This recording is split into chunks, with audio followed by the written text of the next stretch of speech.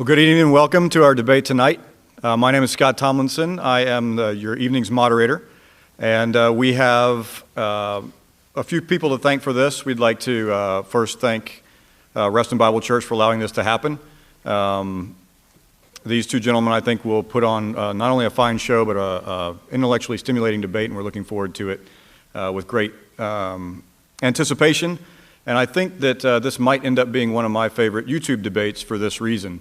On the one hand is a former atheist who has become a Christian. On the other hand is a former Christian who has become an atheist. If this were poker, everybody knows the whole cards. So this should be a good debate because no one side can say they don't understand the other side's position. So if you would do me a favor also, of course, of silencing your mobile devices and phones at this point. I'm the guy who's always guilty of that, so I'll mention that right out at the beginning. And then now let me introduce our speakers. On my left is Dr. David Wood. David Wood is a member of the Society of Christian Philosophers, the Evangelical Philosophical Society, and the Hume Society. David is a former atheist, and he became a Christian, interestingly, after examining the historical evidence for tonight's very topic, the resurrection of Jesus. He is a contributor to the books Evidence for God, 50 Arguments for Faith from the Bible, History, Philosophy, and Science, Defending the Resurrection, and the book True Reason, Christian Responses to the Challenge of Atheism. David has been in more than 40 moderated public debates, and he runs the website acts17.net, and he lives in the Bronx with his wife Marie and his 4 sons Lucien, Blaise, Reed, and Paley. Dr. Wood is also has some fame as well as being the man who led. I've oftentimes in our class here called Solid Ground that talks about these topics said, rarely does one argue somebody to another position, but Dr. Wood effectively argued Nabil Qureshi, who works for Ravi Zacharias International Ministries, from Islam to Christianity. So it does happen, and Dr. Wood has accomplished it. On my right is John Loftus, who is a former Christian minister and apologist with 3 master's degrees in philosophy, theology, and the philosophy of religion from Lincoln Christian Seminary and Trinity Evangelical Divinity School. When at Trinity, he studied under a little-known professor named Dr. William Lane Craig. And so if this man knows one of maybe the premier Christian apologists' data from the inside, this is the man you're looking for right here. And he's a friend of mine. And a friend. And I think John has defended him on multiple occasions and occasionally gets some flack for that as well. Okay. He's also studying for his PhD program at Marquette University in theology and ethics. He has authored 7 books in the last 7 years. He's a busy man. One of them, Why I Became an Atheist, A Former Preacher Rejects Christianity, The Outsider Test for Faith, The Christian Delusion, and The End of Christianity. And then my favorite, he co-wrote a book with Dr. Randall Rouser called God or Godless, where both a Christian and an atheist take 20 questions, and both of them answer those questions in that book from each respective side. So it's a good resource, and I imagine is on sale in the back too. Both gentlemen's books are on sale in the back. A little bit about tonight's debate. It is a question, did Jesus rise from the dead? Arguing in the affirmative, and who will go first is Dr. Wood. Arguing in the negative is John Loftus. There will be 2 20-minute opening statements, followed by 12-minute first rebuttals, followed by 8-minute second rebuttals, and then we're going to have a 10-minute crossfire question and answer period where each individual will have 1 minute to say what they wish or ask a question, and the other person to engage with that question, and then vice versa. So we'll have 10 minutes, basically 5 rounds of 1 minute each side, back and forth. After that, we'll have 5-minute closing statements, and then after the closing statements, we'll have the audience Q&A. The audience Q&A will be conducted from this microphone here to your right. And if you would be so kind, we'll give some more instructions at the Q&A time, but as we begin to line up for that, let's not begin to line up for that until the end of the last closing statement. I'll tell you when to start lining up for that. And then we do want to alternate a question for Dr. Wood, a question for Mr. Loftus, one after another each side. And then before that, I'll give a little bit more clarity on those. So without further ado, let me welcome to the podium Dr. Wood.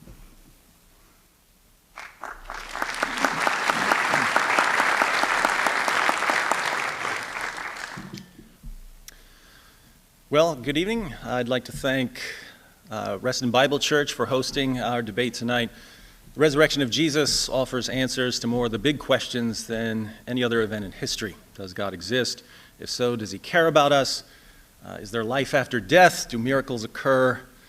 How can we know the true religion? Questions like that.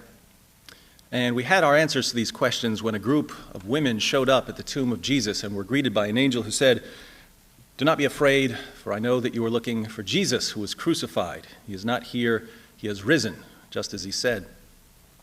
The early Christians defended this proclamation against critics, and it's an honor to carry on that defense nearly 2,000 years later. I'd also like to thank my friend John for representing the atheist position. This is my third debate with John, and his dedication continues to amaze me. I don't think Christians appreciate the sacrifice many of our atheist friends make when they spend so much of their time talking about Christianity. Anyone can understand why Christians want to discuss these issues. We believe they have eternal significance. But for atheists who are convinced that their existence ends in just a few decades, to spend those decades unwaveringly focused on Jesus and the Bible, we can only marvel that they're so generous with the little bit of time they've got. If I didn't know better, which I don't, I might think there's something spiritual going on here. But more on this later. We love you, John. You're a good man, Dave. Did Jesus rise from the dead? The short answer, yes. The long answer, yes. And having a verifiable miracle at its core is one of the most important differences between Christianity and its competitors. I find it fascinating that atheists dogmatically insist that the message of Christianity is just put your blind faith in our religion, when Christianity, more than any other worldview I'm aware of, has always said, here's how you can know that this is true. In the book of Acts, the Apostle Paul says to the people of Athens, tells them that God has set a day when he will judge the world with justice by the man he has appointed. He has given proof of this to everyone by raising him from the dead. So if Christians proclaim, here's the proof, why do atheists here just believe without any evidence whatsoever? It's as if hearing they do not hear and seeing they do not see. But for those with ears to hear, knowing that Jesus rose from the dead is actually much simpler than people realize. To know that Jesus rose from the dead, we only need to know two things. One, that he was dead, and two, that he was alive again later. If Jesus was dead and he was alive again later, I'd say that our atheist friends have a great big Son of God-shaped hole in their worldview. I doubt that John and I are going to have any disagreement on whether Jesus was dead, because we both studied the sources, and Jesus' death by crucifixion is one of the best established facts of ancient history. Now, the new generation of atheists who learn about Christianity primarily from websites or social media may be surprised to hear that there are historical facts about Jesus. They think of Jesus as a mythical figure, like Hercules, except that they're much angrier about Jesus for some reason. It's a tragedy of the internet age that positions that would be laughed out of the room at the scholarly level can become quite popular at the internet level by circulating among people who don't know much about a topic. At the scholarly level, Jesus mythers are thought of as along the same lines as Holocaust deniers, but at the internet level, it seems like every other atheist I run into says Jesus never existed. Really? Well, what books have you read on this? None, but I watched like 3 YouTube videos, so I'm obviously more knowledgeable than every respected scholar on the planet. Meanwhile, even some of the most critical historical Jesus scholars will acknowledge certain facts about Jesus. That he was baptized by John the Baptist, that he had disciples, that he was known as a miracle worker and an exorcist, that he believed he played a crucial role in the coming of the kingdom of God, and of course that he died by crucifixion. The scholarly consensus on Jesus' death arises from having a variety of ancient sources. There are Christian, Jewish, and Roman sources reporting Jesus' death, and knowing how crucifixion works. Today we tend to think of crucifixion as just nailing someone to a cross, but Roman crucifixion was a 3-step process. The first step was the scourging, which was sometimes called the half-death, because victims would be half dead by the time it was finished. The Romans used a flagrum made of leather thongs with chunks of bone and metal woven into the strands, designed for removing human flesh. We have records of people being beaten until their veins and arteries were exposed, or until their bones were showing, or until their intestines spilled out. Julius Caesar remarked, "It is more grievous to be scourged than to be put to death." And that was just the beginning. Step 2 was nailing the victim to a cross and letting him hang there while blood drained out of him. Once he stopped gasping for breath, the Romans knew their work was done. Almost. The Romans didn't take crucifixion lightly, so there was a third step, a death blow, just to make sure their victim was dead. If they needed to pry someone off a cross, they would smash his head in or stab him through the heart with a sword or a spear, or set him on fire, or let wild animals rip him apart. Not the sort of process anyone's going to walk away from. So Jesus' death isn't simply a point of Christian doctrine, it's a fact of history, as even non-Christian scholars are happy to admit. Atheist New Testament scholar Gerd Ludemann declares that Jesus' death as a consequence of crucifixion is indisputable. John Dominic Crossan of the infamous Jesus Seminar says that there is not the slightest doubt about the fact of Jesus' crucifixion under Pontius Pilate. Marcus Borg, another member of the Jesus Seminar, states that Jesus' execution is the most certain fact about the historical Jesus. Jewish scholar Pinchas Lepid concludes that Jesus' death by crucifixion is historically certain. According to Paula Fredrickson, a convert to Judaism, the single most solid fact about Jesus' life is his death. He was executed by the Roman prefect Pilate on or around Passover in the manner Rome reserved particularly for political insurrectionists, namely crucifixion. And as everyone's favorite scholarly critic of Christianity, Bart Ehrman, maintains, one of the most certain facts of history is that Jesus was crucified on orders of the Roman prefect of Judea, Pontius Pilate. The real question for us tonight, then, is whether Jesus was alive again. How would we know if Jesus was alive at some point following his execution by the Romans? Same way we know many other things from history. We need witnesses, and we need to know that we can trust these witnesses. Do we have witnesses of the risen Jesus? Yes, lots. Fortunately, they began preaching almost immediately, and we have summaries of some of their early sermons.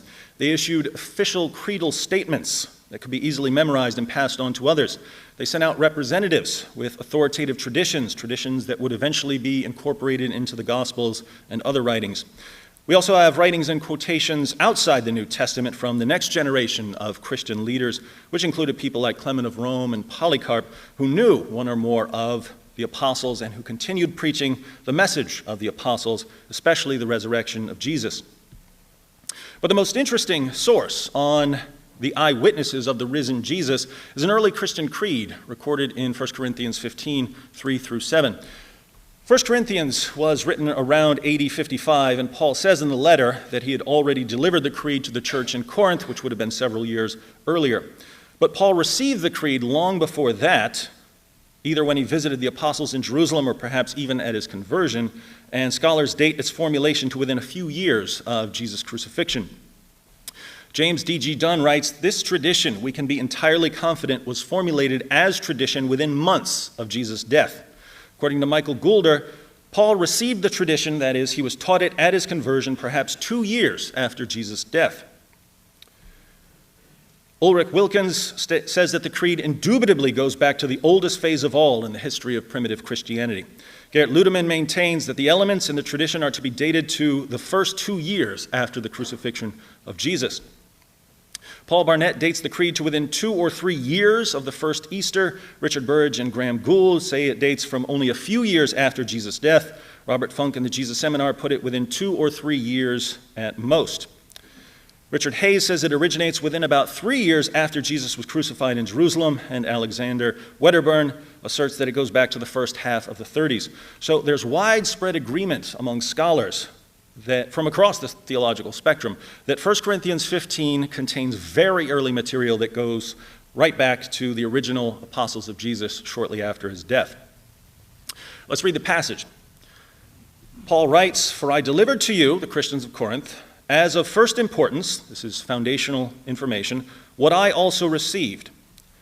Begin creed that Paul received, that Christ died for our sins according to the Scriptures, and that he was buried, and that he was raised on the third day according to the Scriptures, and that he appeared to Cephas, that's Peter, then to the 12. After that, he appeared to more than 500 brethren at one time. Paul is writing this years later, so he adds parenthetically, "most of whom remain until now, but some have fallen asleep. Then he appeared to James, then to all the apostles." The original would have ended with the appearance to all the apostles, but Jesus appeared to Paul later, so Paul adds, "And last of all, as to one untimely born, he appeared to me also." Notice what we have here. We have Jesus' death for sins, his burial, his resurrection on the third day, and numerous appearances And we have all of it as authoritative tradition within a few years, if not within months, of the crucifixion. As for the appearances, there are appearances to individuals, Peter, James, the brother of Jesus, and eventually Paul, to small groups, the 12 and all the apostles, and to a large group. He appeared to more than 500. The list also reports appearances to both friends and foes. Peter and the apostles were followers of Jesus during his 3-year ministry, but James and Paul weren't. James didn't believe that his brother was the Messiah when Jesus was preaching in Galilee and Judea, and Paul persecuted the church and tried to destroy it. Yet they're all listed as witnesses who saw Jesus alive again sometime after his death. This passage eliminates 2 skeptical responses to Jesus' resurrection. The legend hypothesis and the hallucination hypothesis.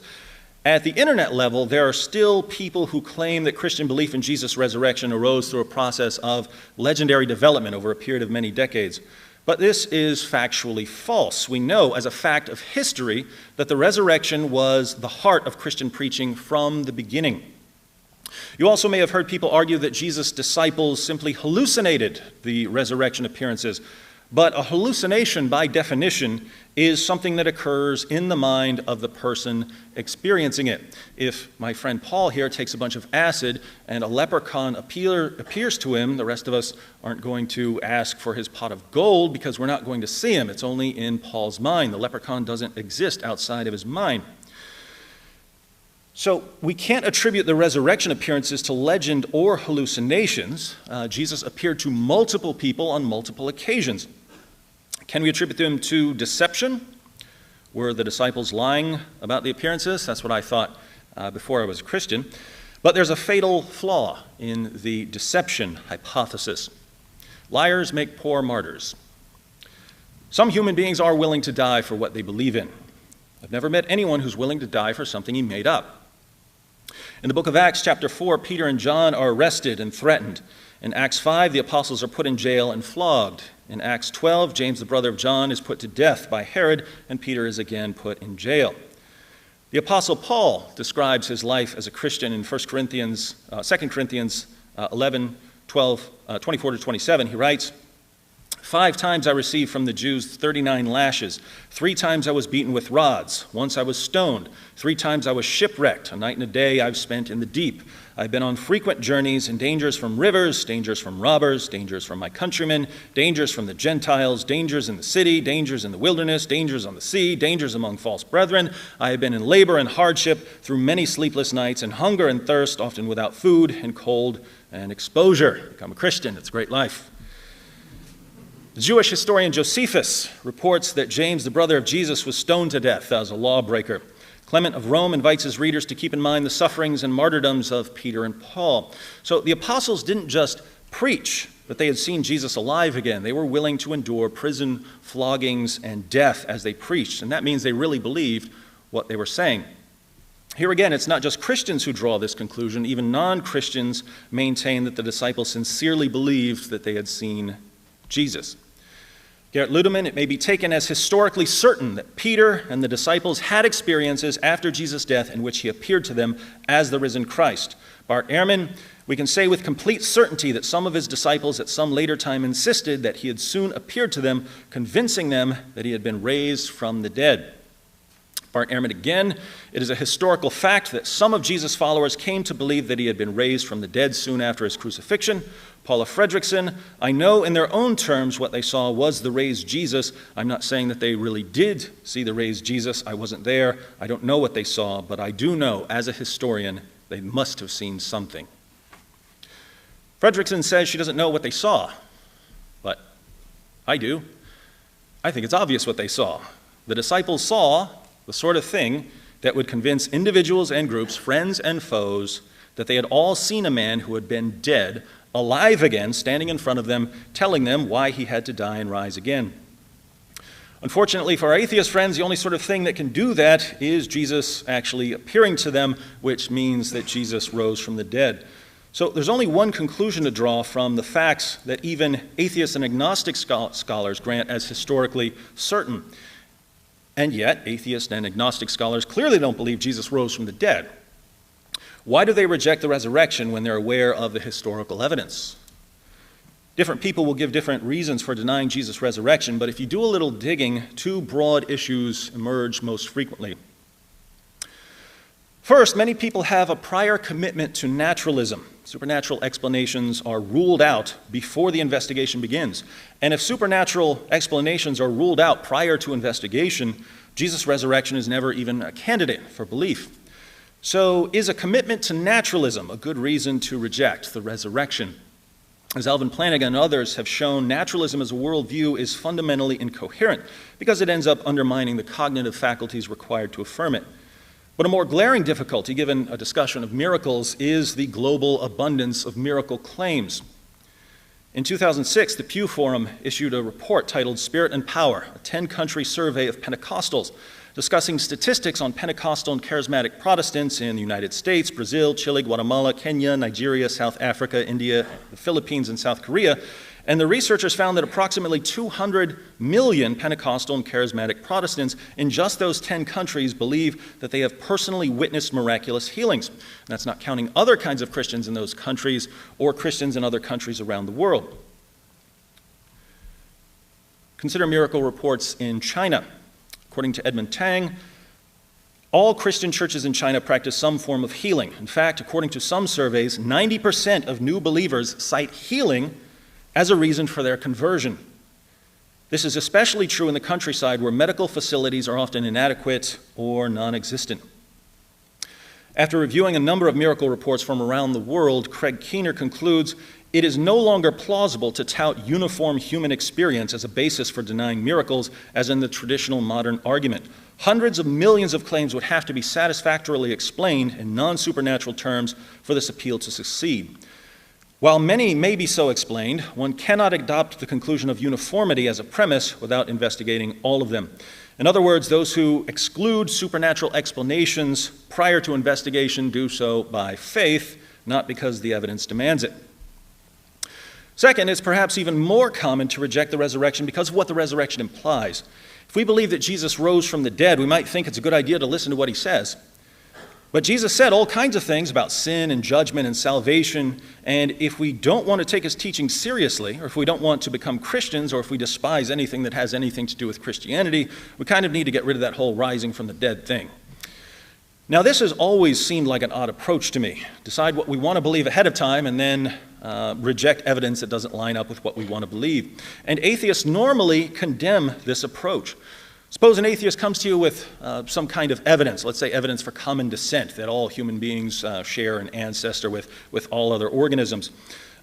If your response is, well, I don't like what that would mean, I don't like what common descent implies, so I'm going to reject any evidence you give me for it, the atheist will accuse you of being anti-science and anti-evidence and irrational and bigoted and every other thing you can think of.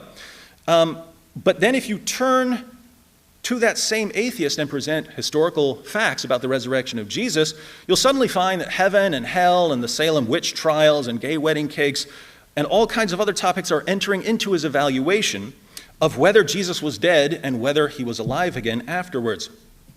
Feelings become the ultimate trump card. But if atheists want to bring their feelings about Christianity into a discussion of historical facts about Jesus, keep in mind that this cuts both ways. I have all kinds of feelings about atheism.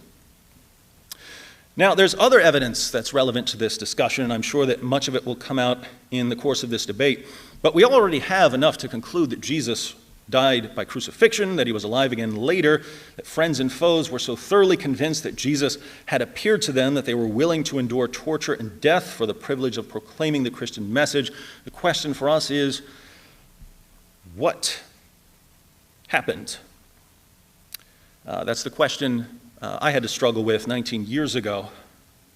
And I realized that apart from the resurrection, I couldn't come up with any explanation that fit the facts. By that time, I already knew that naturalism was a theory in crisis, and I didn't trust my feelings enough to deny evidence based on them. In the end, I concluded that Jesus of Nazareth rose from the dead, and that if I'm going to listen to anyone tell me about God, it's him.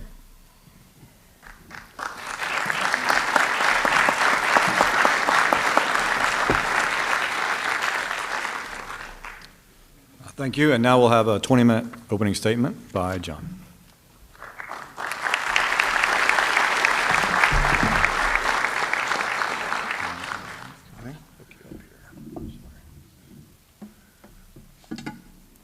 Don't start the timer yet. I'm running the timer, so you're all right. All right. David. I am literally stunned.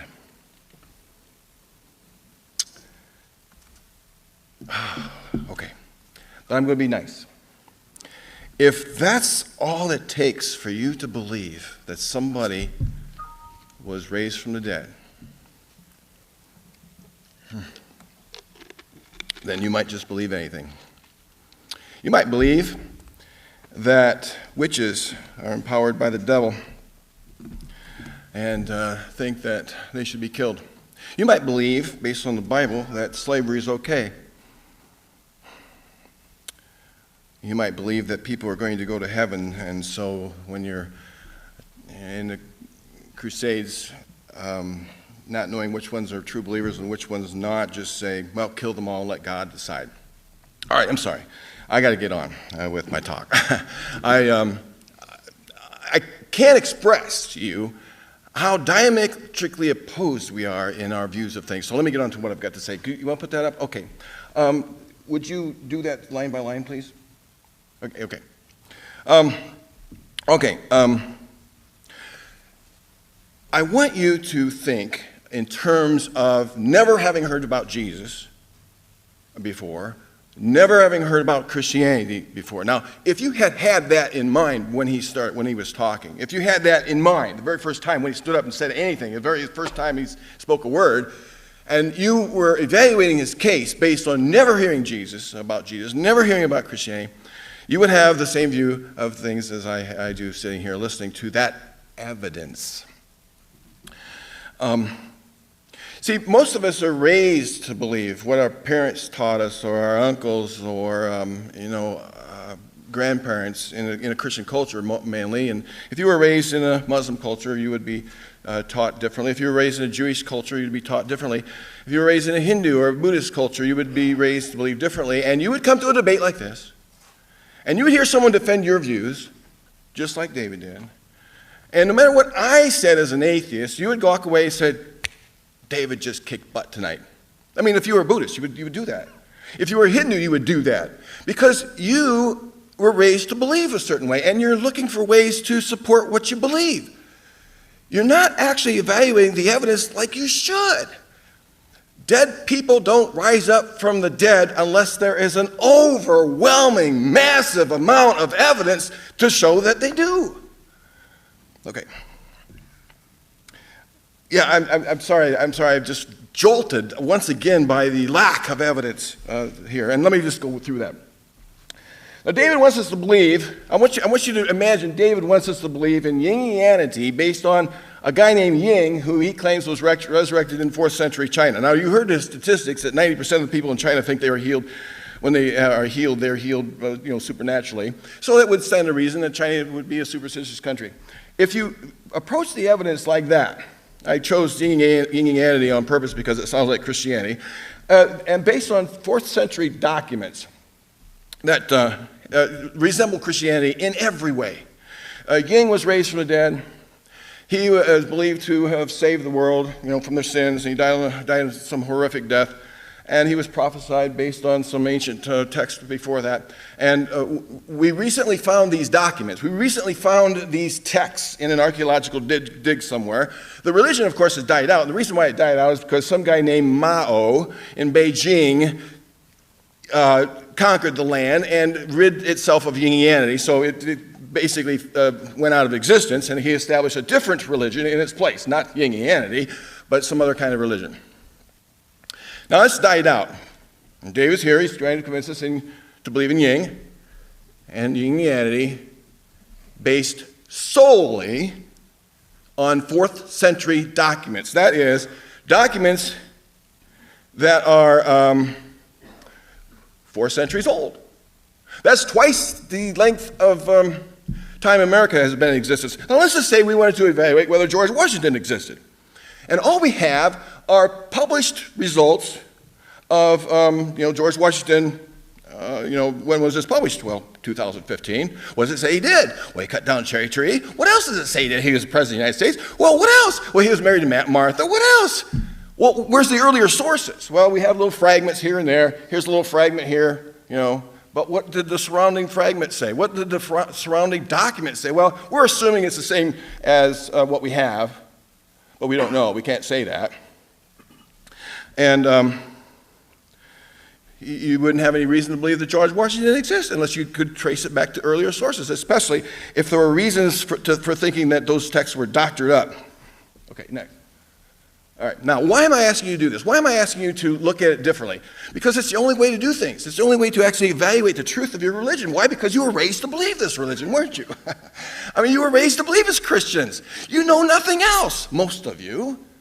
You need to actually ask yourself what it would look like to be confronted with a Trinity as a Muslim, or a virgin birth as a Hindu. You need to ask yourself what it would be like to, for the very first time, hear of an incarnate God, as a Jew. You need to ask yourself all these sorts of questions because they sound bizarre. I mean, they sound bizarre when you first hear them, but because you're familiar with them, that's the only difference. That's the only difference. You're familiar with them, and so therefore they have the ring of truth to them without the evidence. Now let me get to the evidence because that's an important thing. Okay, next slide. It's the best way to do that. Okay, next. Because we depend on familiarity. I mentioned that. We depend on our cultures. Next thing. And we seek to confirm rather than disconfirm our beliefs. Next, please. Now, here's the kicker. One more time. It would take an overwhelming amount of strong historical evidence to overcome our concrete personal experience that dead men stay dead. Now, you've never seen anybody raised from the dead. And yet you believe somebody raised from the dead based on a 4th century manuscript? Yeah, I just find that stunning, actually. I mean, I can't believe that. Next, please. Now, here's my argument. Now, you think I'm a radical. You think I'm angry. I'm not. I'm just nervous. Trust me, I'm just nervous. And I was just, really, trust me, I just am nervous. And I was stunned once again. I mean, I really was stunned. Even though I've participated in these debates for, more than a decade. To hear it all over again, it's just, okay. I'm not mad. I'm a really good guy, I was just stunned, okay? Okay, I'm sure he's stunned at my views too, so I'll say that for him, right? I'll say that for him as well. My argument is this. Go ahead, click through these. Even if God exists, next. Even if miracles are possible, next. Even if Yingianity is true, next. Even if Ying was resurrected, stop. Even if there were eyewitnesses, there is no reason for us to believe that Ying was raised from the dead in China in 33 AD based on 4th century manuscripts. All of the evidence for Ying's resurrection are based on those writings that we have only as 4th century documents. You say, well, people believed it before the 4th century. Well, sure they did. Some of it, we don't know exactly what they believed. That's the point. We don't know exactly what they believed. We don't know how many times those documents were messed with. We know that Josephus, and Dr. Wood would confirm this, Josephus was tampered with. We know that. We also know that the church tampered another document called the Donation of Constantine. That's where they said, it's a great way you can lie when nobody can catch you. But they documented that the Emperor Constantine gave the Vatican the land that it now sits on. And they forged the document. We know this now because of writing samples and and samples of the parchment itself. So we know the church doctored things. We know this. There's just no reason, even if it's true, there's a lot of things that are true that we have no reason to believe. Like, there might be a criminal in this audience. There might be somebody wanted by the law. I just threw that out here. Might be a serious crime. I'm not going to say it was you. Don't worry about that. But there might be a criminal in here of a serious crime, and no one suspects you did it because the evidence isn't there. It's like that. It might have happened, but there's not enough evidence to think it did. There might be somebody might be abducted by aliens.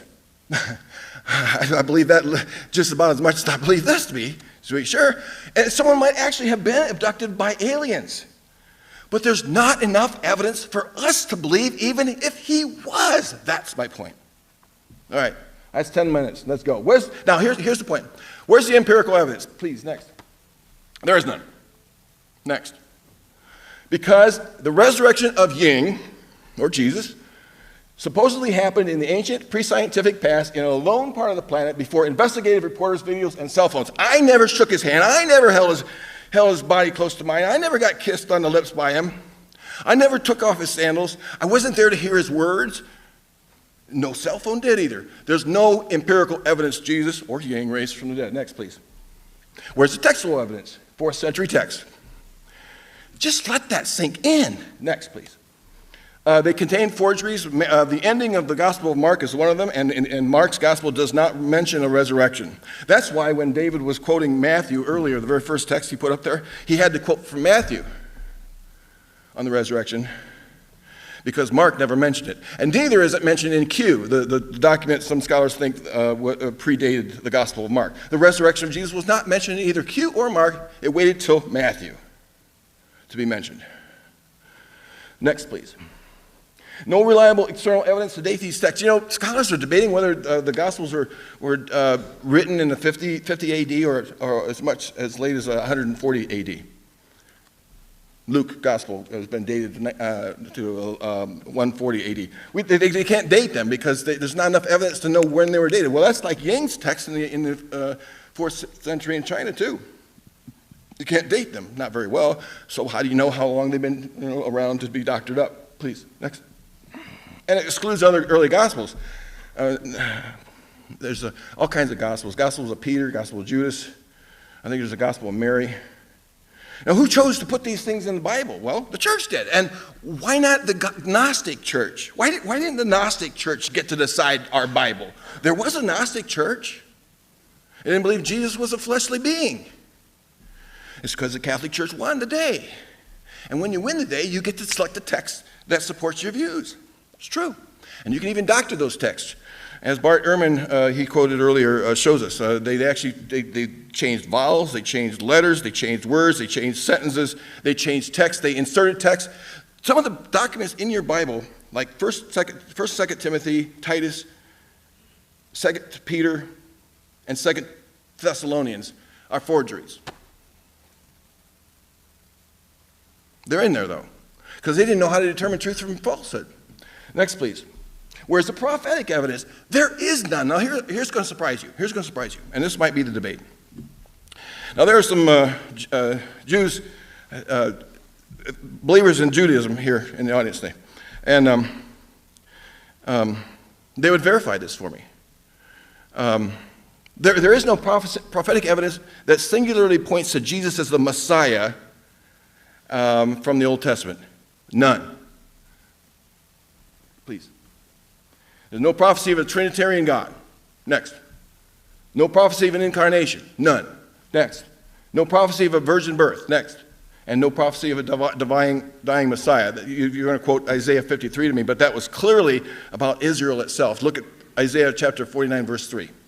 Next. And no prophecy of a resurrection. This he'll agree with me about. That one, last one, he'll agree with me. There's no prophecy of a resurrection.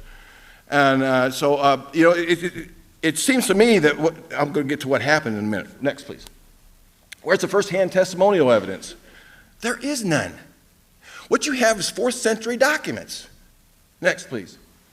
No eyewitnesses wrote anything. He'll verify that. He'll say that's true. No eyewitness. Jesus didn't. But Paul didn't actually see. He says he saw something. Okay, we'd have to dispute that. But the gospel writers, Matthew, Mark, Luke, and John, they were not eyewitnesses. We know this. Those are names attached to Gospels written later. Some scholars think that Matthew was written by a school called the Matthew School, and that was probably around 70, 80 AD. That's really a long time away from eyewitnesses. Next, please. We don't have a chance to question them. We can't question Herod. We can't question Ananias, Caiaphas. We don't have a chance to look, what you want to do when you examine Mormonism is you want to be able to investigate the people who said, we saw this or we didn't see this. They say, well, we saw the golden plates, we didn't, but if we ask them, what did you actually see? Let's put you on a microscope and let's put you on a stand and ask you all kinds of investigative journalist questions. We're going to try find some inconsistencies and problems. We can't do that with the New Testament. We can't do that with the apostles. And he might point to 1 Corinthians 15 all he wants, but it says nothing about what they saw, if they saw anything. I mean, Paul says they did. But it says nothing about what they saw. What if they had discrepancies among their stories? Where we saw this, we saw a ghost. In the Gospel of Luke, it says that Jesus was seen like a ghost. What did they see? I mean, you're saying they all have the same testimony, but do they? Next, please. It contains discrepancies. When did they arrive at the tomb? What time of the day? Who rolled the stone away? Actually, Luke disputes Matthew. Matthew says that the guard at the tomb was placed there to guard so that nobody would be able to steal the body. And then Luke comes along. He says, I've investigated everything, and I want to write down most orderly what actually happened. He says that in the first chapter, the first 3 verses. He says, I'm going to write down what exactly happened. And he left out the story of the guard at the tomb. That means, folks, Luke didn't agree with Matthew's story of the guard at the tomb. It doesn't make sense anyway. Next, please. Shows evolutionary growth. The stone becomes a big stone, then becomes a new stone, then becomes a heavy stone.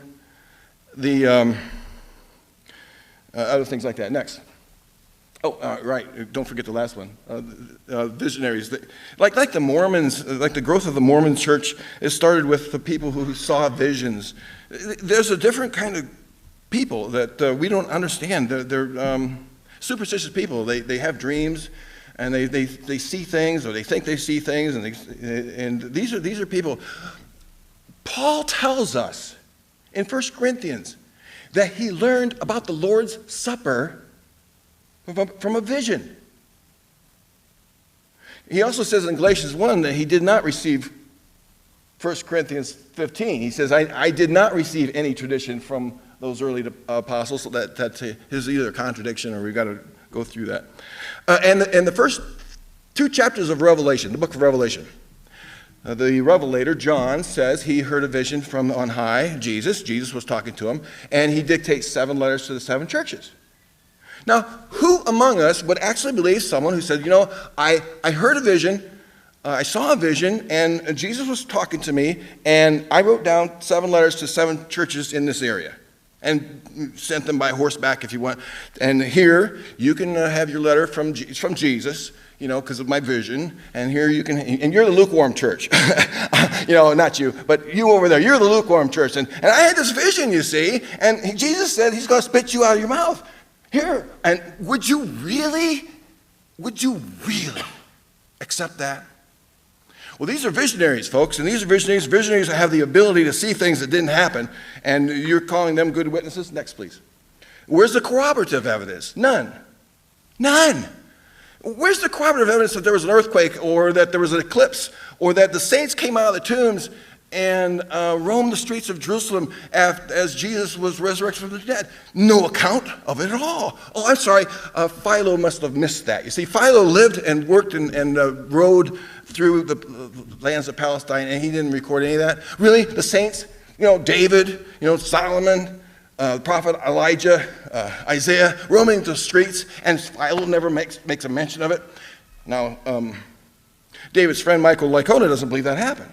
And I support that. I agree with him on that. But it makes the whole story incredible. Just think if you're interviewing somebody to know whether to put them on a stand in a trial, and the person breaks out and says, I see Jesus up there, or I see blood on the wall, or I see something incredibly crazy, or I feel like ants are crawling all up my body. It discredits the entire testimony to find that in the Gospel of Matthew. Next, please. I mentioned those. Next. Done. Jews. Final argument. There were 8 million Jews in the time of Jesus. And according to Catholic biblical scholar David Sim, who looked at the evidence and the censuses that were taken of those days and eras and what were written about the numbers of Jews that were at the time, 8 million of them, 7 million living in the known world, 2.5 million living in Palestine. They were beloved of God. They believed in God. You can't call them atheists, you see. Woo! Got that off our backs. They believed in miracles. They believed in all the miracles of the Old Testament. They hoped for a Messiah. They knew their Old Testament prophecies, but they didn't believe. A lot of them. Now, you can claim they got their Old Testament prophecies wrong all you want, but then who wrote them? Who supposedly inspired them? Who predicted the events, whatever they were? That would mean that God purposely misled them. Their choices are, the Jews, 8 million of them, 2.5 living in the area, were incredibly stupid people, not to know their prophecies. Incredibly evil people, not wanting to believe their prophecies, or that God misled them about the prophecies. I already said there was no prophecy about a resurrection, right? There isn't. Well, that would mean he condemned them to hell too, and to all of the problems that they've suffered at the hands of Christians who view them as Christ killers. One more, please. Would you believe in Yingianity with this non-evidence if it was defended by Ying apologists, where 80% of them rejected the sufficiency of historical evidence? There's a first part of this presentation I didn't go into, and I talk about apologetical methods, and I'm done. But 80% of Christian apologists reject the evidential method of apologetics in favor of classical apologetics or presuppositionalism or faithism or something like that. So 80% of Christians reject the sufficiency of historical evidence, and these are the reasons why. Sorry if I was a little nervous, but that's, I was just, okay, thank you, bye.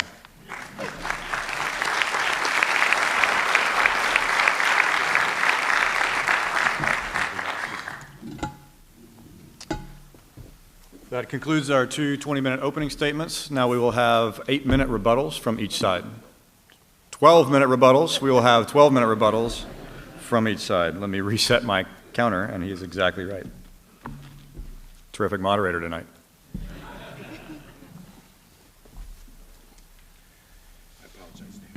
John. David.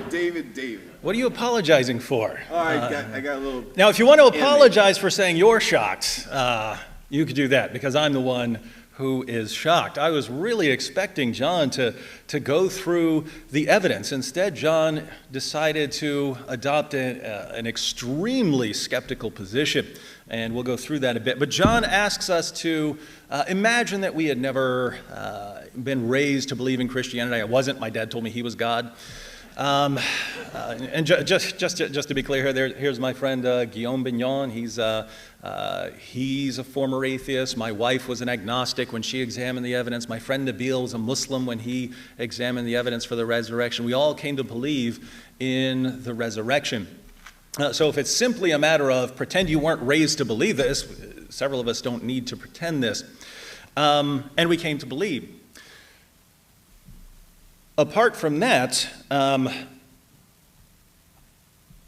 notice, I sort of took this as far as I could take it. John's little test, imagine you're not a Christian. Imagine you're not raised to be a Christian. Imagine you're outside of Christianity or something. Notice all of the facts that I based my case on, I quoted non-Christian scholars. Scholars who specialize in this field, scholars who, despite not being Christian, have dedicated their lives to examining this material, and they agree. And why is that important? Because John, it seems, just thinks we can't know anything. Right? We're basing our beliefs on 4th century documents. Well, why do these people who examine the ancient manuscripts conclude that we can know facts about Jesus with absolute certainty, that we can be certain that he was historically certain, not mathematically certain, but historically certain, that Jesus died by crucifixion, or that we can be historically certain that his disciples were convinced that he appeared to them? Why do they say these things? Are they stupid? Have they not learned? Have they not heard John's message about Yingianity? No, because they look at the manuscripts and they understand how textual criticism works, right? They understand, hey, we've got manuscripts over here from Europe. We've got manuscripts across northern Africa. We've got manuscripts over here. We've got fragments going back to the 2nd and 3rd centuries. And we have records from the early church fathers who are quoting these passages. And these manuscripts spread so far and so fast that when you change them, you can spot. John says, but there are additions and they're right. How do they know? How do scholars know that something is an addition? Because if you're a scribe writing in the 6th century and you write something and you're in the Middle East, that difference doesn't show up in Europe. That difference doesn't show up in Egypt. So you can spot them. I believe it was Daniel Wallace who told me that if you piled up our manuscripts that we have, it would stretch to over a mile high. And we look at this, and it seems that, let me put it this way. If you're going to say, we can't know because we're looking at manuscripts and not the originals, according to John, we can't know what Plato taught, we can't know what Aristotle taught, we can't know what Homer said, we can't know any of these things. And just to be clear, that is so radically skeptical. We know almost nothing about ancient history. We wouldn't know anything unless you find an archaeological monument or something like this that was built right when it happened or something like that. And so this is a kind of radical skepticism. Why would John adopt this approach when it's rejected by almost everyone, Christian or non-Christian? Why would he adopt this approach? Because you have to, right? You have to if you want to avoid the resurrection. You can either state your biases or you can adopt an extremely skeptical position, because if you just go with the facts, again, even the facts that are agreed upon by very critical scholars, it kind of looks like Jesus rose from the dead. And when I say kind of, I mean it's the only thing that actually fits the facts. So, what we agree on, I'm not sure exactly what we agree on because I haven't heard John sort of explain the evidence.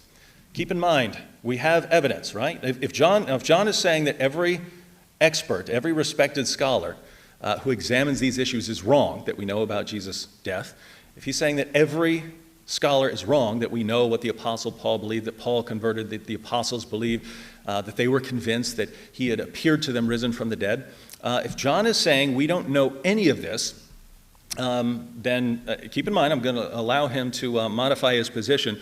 But if we go through the debate and it's just skepticism, skepticism, skepticism all the way down without ever actually accounting for any of the facts that we actually have, not sure how far we'll get tonight. Documents. Again, John says we base our Christian belief on 4th century documents. We certainly have manuscripts earlier than that. But again, if the Bible starts getting translated in the 2nd century and the 3rd century and so on, you have full-blown copies by the time you get to the 4th century. But no one in the field of textual criticism is so skeptical that they say you can't figure out what earlier manuscripts said. Even if you go with all the differences, keep in mind there are lots of differences. If you're copying something by hand, there are going to be differences. But if you talk about the differences that actually matter, the differences that can go back to the original, and the differences that are actually meaningful, it's not just a spelling difference like spelling John with one N or two N's. There's almost nothing, and even Bart Ehrman would agree there's nothing that would affect any major Christian doctrine that would cause you to believe that a major Christian doctrine like the resurrection or the deity of Christ is false. You go back in time, looking at all the manuscripts, you never find a Jesus who didn't die on the cross or who didn't rise from the dead. You just don't find that sort of thing. So if you're saying that we just don't know you're saying textual criticism doesn't work. You can have all the manuscripts. You can have 5,800 plus Greek manuscripts, and you can just never figure out anything with any degree of certainty. Wow. So this would come down to if you're that skeptical, then yes, you might as well reject Christianity. But if you're that skeptical, you might as well believe you're not even here right now and you're seeing some sort of hallucination or something. Discrepancies in the Gospels. John says Luke didn't agree with the story of the empty tomb because he left it out. I don't know if you noticed, but if you notice, Matthew, Luke, John, and Acts are all about the same length. And why is that? Was that just random that they're all about the same length? No, that's back in the day, before we had books. Right now you can make books as big as you want. But back then, you wrote on scrolls, right? And the maximum length of a scroll that you could get is about the length of Matthew, Luke, and John. For some reason, Mark wanted his a little bit shorter. And Acts. But there's a reason. You have a limited amount of text. So if you wanted to include certain stories and certain miracles, you had to leave other things out. And so it's just a very interesting method to say if one writer includes something that another writer doesn't include, it's because the other writer rejects it and believes that story is false. And that's just silly. Everyone's dealing with material that they have to sift through and say, what am I going to include? What am I not going to include? So to say Luke didn't believe there's a guard at the tomb because he doesn't list it, well, Luke has a full gospel as is. If he includes it, then you'd have to start part 2, and carrying around 2 scrolls is going to upset a lot of people. He said that the Gospels show evolutionary growth. This is another common approach among atheists, and that to say, look, here's a story, and here's a story that tells more, and here's a story that tells even more. Therefore, there's an evolutionary process. They're inventing it as they go along. I actually showed in an article in responding to Dan Barker where he advocates this about the resurrection stories. You can put the Gospels in any order you want, and then pick out the stories where one has more detail and say, you see, it's an evolution, it's a growth, right? Now, if you can put them in any order and say, you see, they're inventing the story as they go along, that means you're just picking and choosing which stories different writers added more detail to. And if you want to go that route, notice the most appearances that we have of any source happen to be our earliest source, the 1 Corinthians Creed that I quoted. This goes back to within just a couple years of the crucifixion.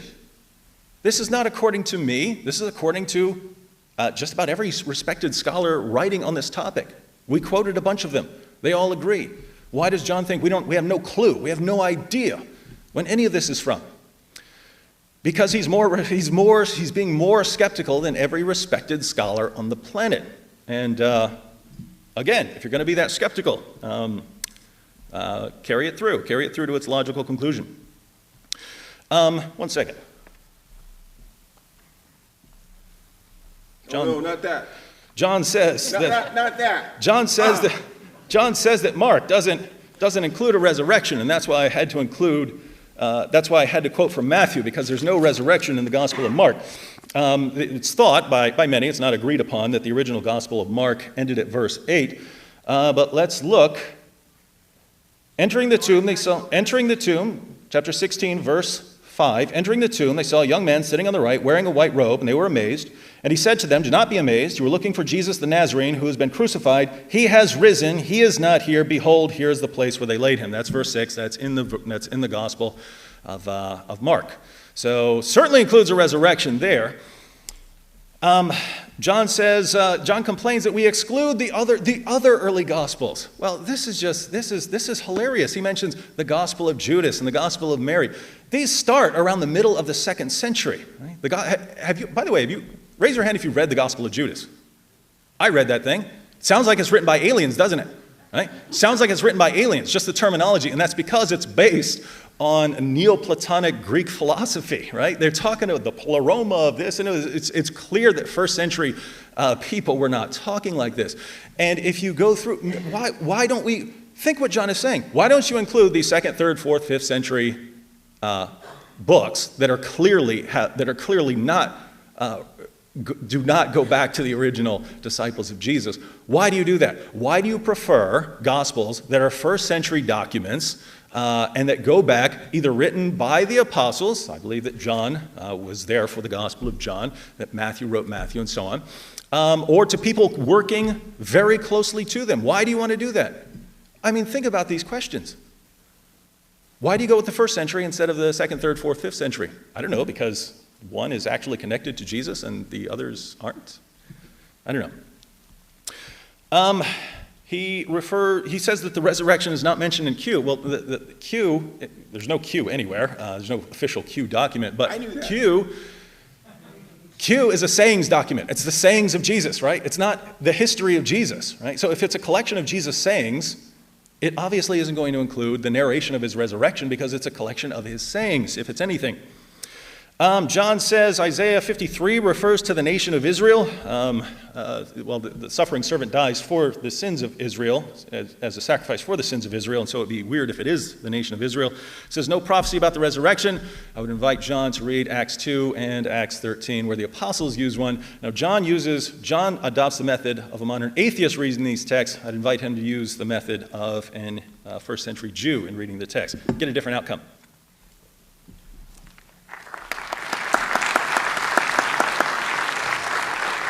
Thank you, David. And now for John's 12-minute first rebuttal. I'll be nicer this time, I promise. I'm just usually that way. I would run down a few things. He had mentioned Q, sayings. I'm going to start back there. Well, then where I mean, that was the earliest, supposedly. It's not actual documents, but they've surmised might have existed from looking at the comparisons of the synoptic Gospels, Matthew, Mark, and Luke. And so why aren't there any events, described? He says it's a sayings gospel. It was first. If it, that's what they assume it exists. But there's no events. Who included the events? And there's no resurrection in there. And Mark does end by someone in white clothes that I don't think we know whether it's angels or just people in white clothes saying he's not here, he's risen. Oh, that'll satisfy me. Yeah, that does it. That's perfect. Have somebody sit there and says he's risen. Is that all the evidence people need? So no, there's no resurrection appearance in Mark. There's no touching, seeing, feeling thing. That was added later in Matthew's gospel. As far as the gospels of Judas and Peter, the 2nd century, sure, yeah. There are scholars who date Luke at 140, the 2nd century, and the gospel of John is 2nd century. But obviously those gospels are original from somebody important, certainly not the apostles. We know that. We know those gospels were not written by the apostles. We know that. But apparently Judas and Peter don't count just because they're not in they're not in the present Bible. And apparently we know how they concluded those sorts of questions, and which I don't. Now, he mentioned something about Luke and the scrolls, how long the scrolls were, and Luke obviously didn't have the room to put the guard story in his gospel because he had other more important things to write about. I want to be the first atheist debater ever in the world to say this. I don't know about that. Maybe you're right. I'm not doing this sarcastically. I'll have to look into that, although I doubt it. Scrolls can come in different lengths, but what do you mean? They all had the same length of scroll? That initially sounds odd to me. That's all. I don't have the facts to dispute that. Okay? But I will say this. The story of the guard at the tomb as told in Matthew's gospel is ludicrous. That's why Luke probably wanted to not include it. Here's why. It says that the guard at the tomb was placed at the tomb where Jesus supposedly was buried. And I accept that he died. I'm not questioning everything. I'm questioning the resurrection, okay? Not everything. That the guard was posted on Saturday, the day after Jesus died. It gave the disciples plenty of time to steal the body if they wanted to. It's a flawed cover-up story. And that when the angels came by, the guards fell to the ground, blinded and like dead. Oh yeah, I'm going to tell you what happened after that. Yeah. Jesus rose from the dead. Yeah, I saw it clearly through my death stupor coma. The story itself is implausible. The guard at the tomb. And then they're going to go to their leaders, which would have been Pilate, not the Jews. And they would have told Pilate, hey, Pilate, guess what? The disciples stole the body. Dang them. I can't believe that. I don't see that happening myself. I just don't see it happening. If they actually saw Jesus rise from the dead, you know what I would do?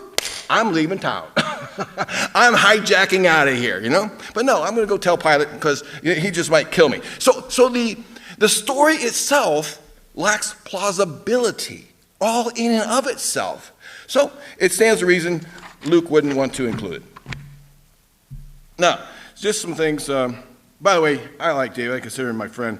I'm just sorry that he wanted to get beaten again, as he did the first two times, which is just rhetoric, of course, supposed to lighten the mood, but it doesn't always work. Now, you mentioned something about historically certain. This is historically certain. Bart Ehrman says that. I can't believe he says that. I just can't believe he says that. There is nothing historically certain. Nothing. Some things have more or less probability to them, and we should think exclusively in terms of probabilities. And if we think exclusively in terms of probabilities, then there's no room for faith. Flip a coin. It's going to come up 50% heads, 50% tails. Oh, I'm sorry, I have faith. It doesn't change the odds. Now, I had no prior commitment to naturalism either, David. I believed, I studied, I preached for 14 years. I taught in Bible colleges. I was a budding apologist. I had no prior commitment to naturalism, and you know this. I would think that God, if he exists, would pay particular good attention to me, too, back in those days, especially if he had foreknowledge. He would have said, you know what, John Loftus, I better make sure he doesn't leave the fold. I mean, I better make good sure. Sorry, I really am sorry.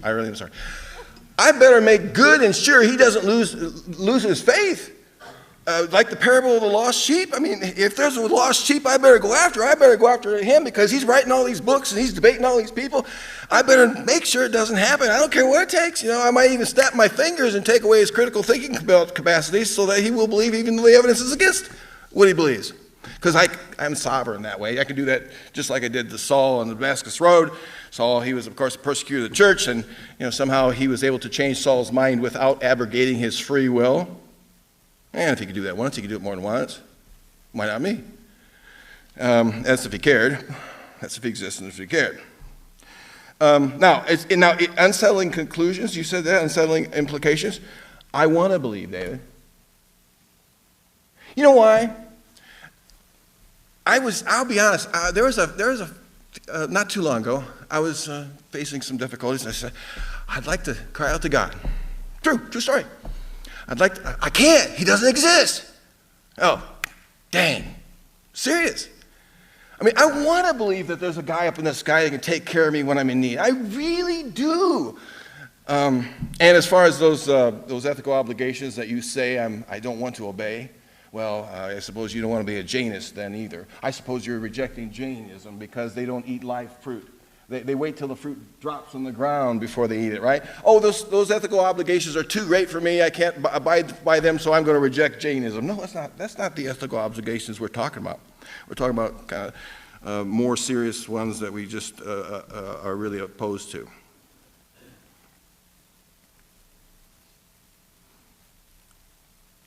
Oh, as far as Jesus mythers go and the scholarship, it's changed.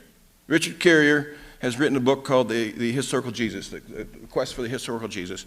It's published by Sheffield Press in 2014. I am not a Jesus mythist myself. I mean, I do believe that there was an apocalyptic Jesus who existed, somewhat, at least for now, I think that. But that book is now put the Jesus mythicist position on the boards because Sheffield Press is the major Christian scholarly press when it comes to biblical studies. And it's a big book. So they're taking that position seriously now.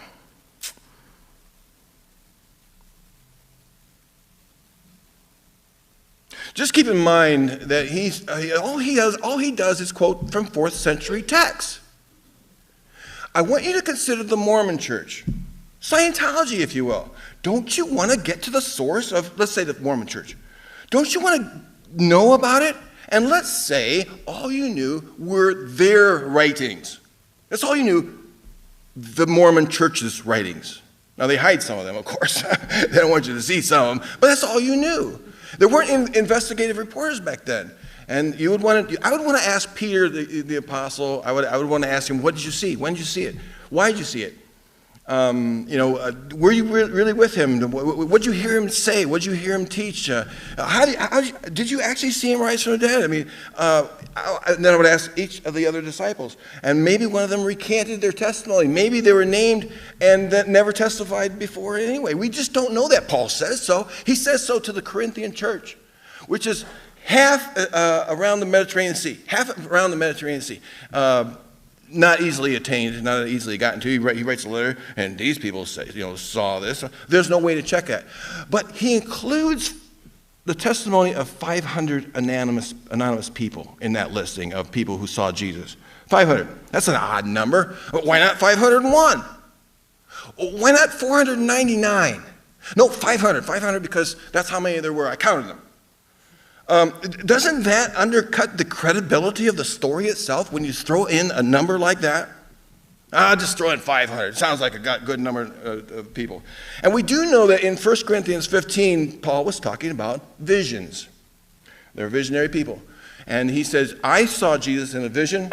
In Acts chapter 26, verse 19, he says that before King Agrippa, I think. He says it was a vision. He says my Damascus Road trip was a vision.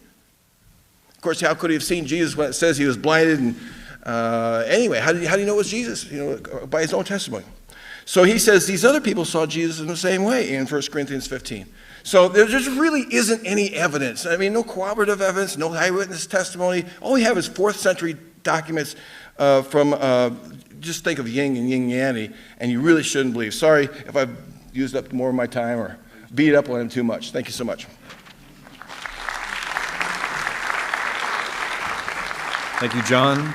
Now David with his 8-minute second rebuttal.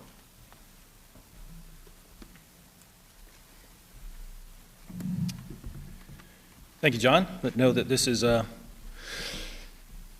going to hurt you more than it hurts me. John says that nothing is historically certain. Well, it's pretty. I already said we're not talking about mathematical certainty here, but there is historical certainty where there is just no reasonable reason to believe anything other than what is the case.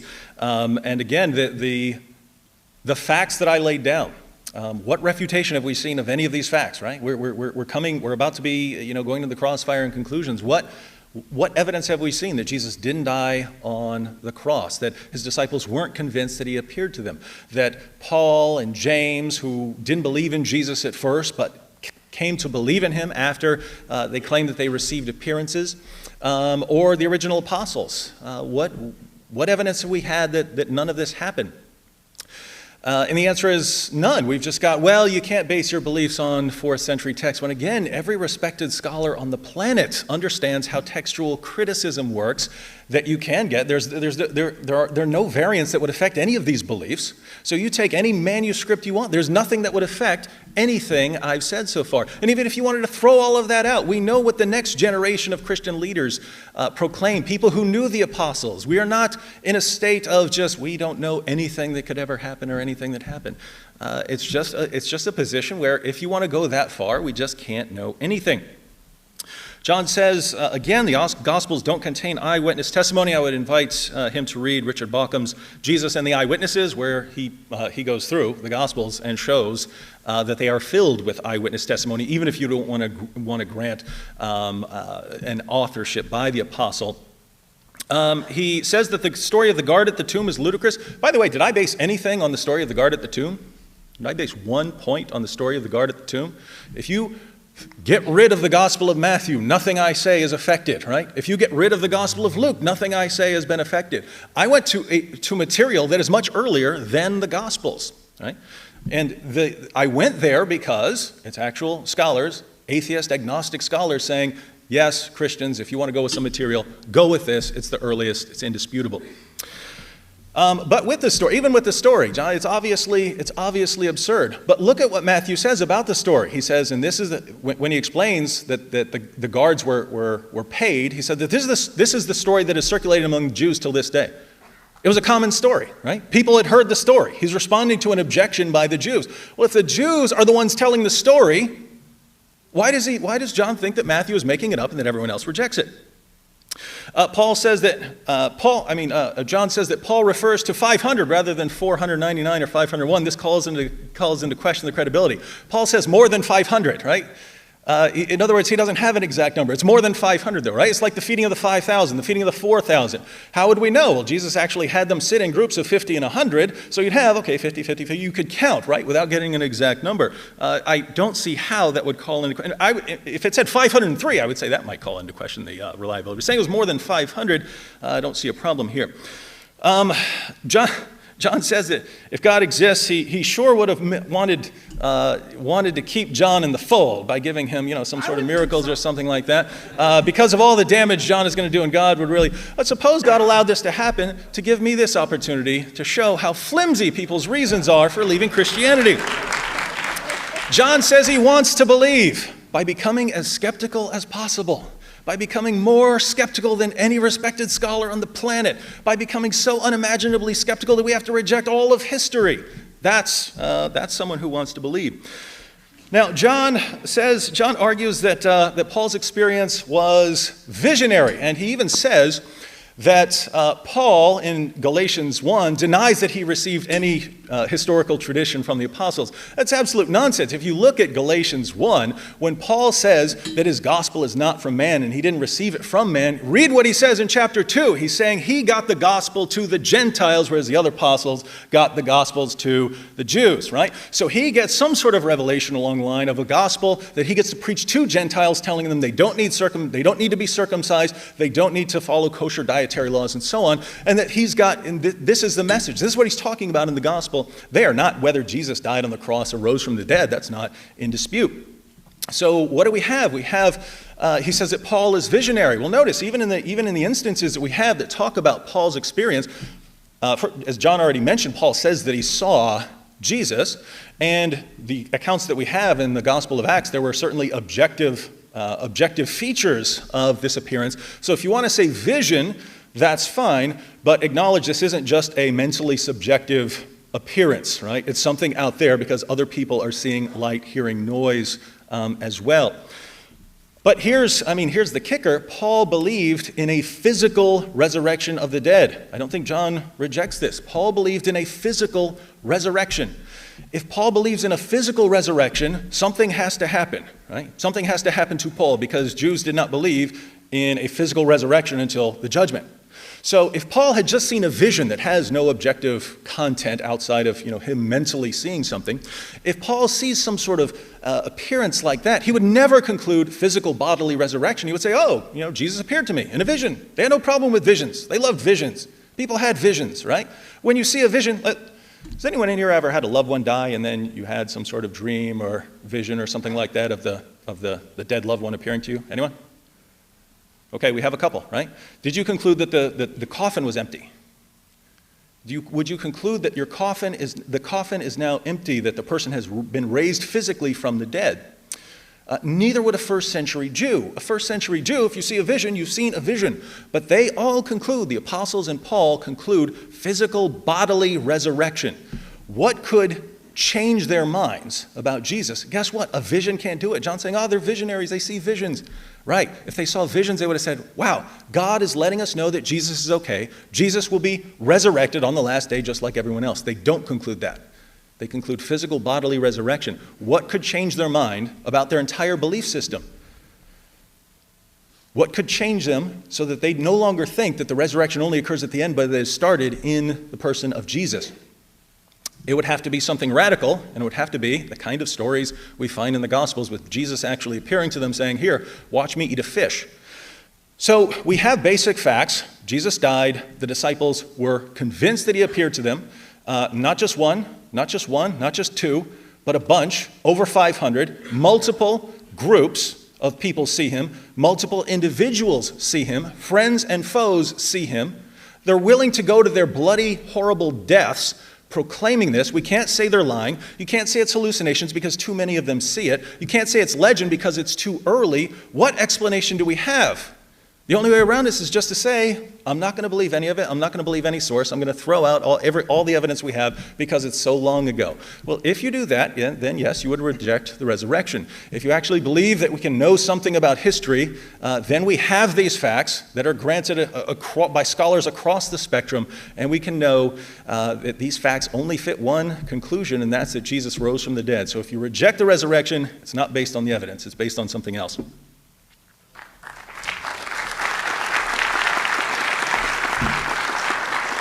Thank you, David. And now John's second rebuttal. Can I have two rebuttals, or do I just get one? Can I have two to his one? This will be your take.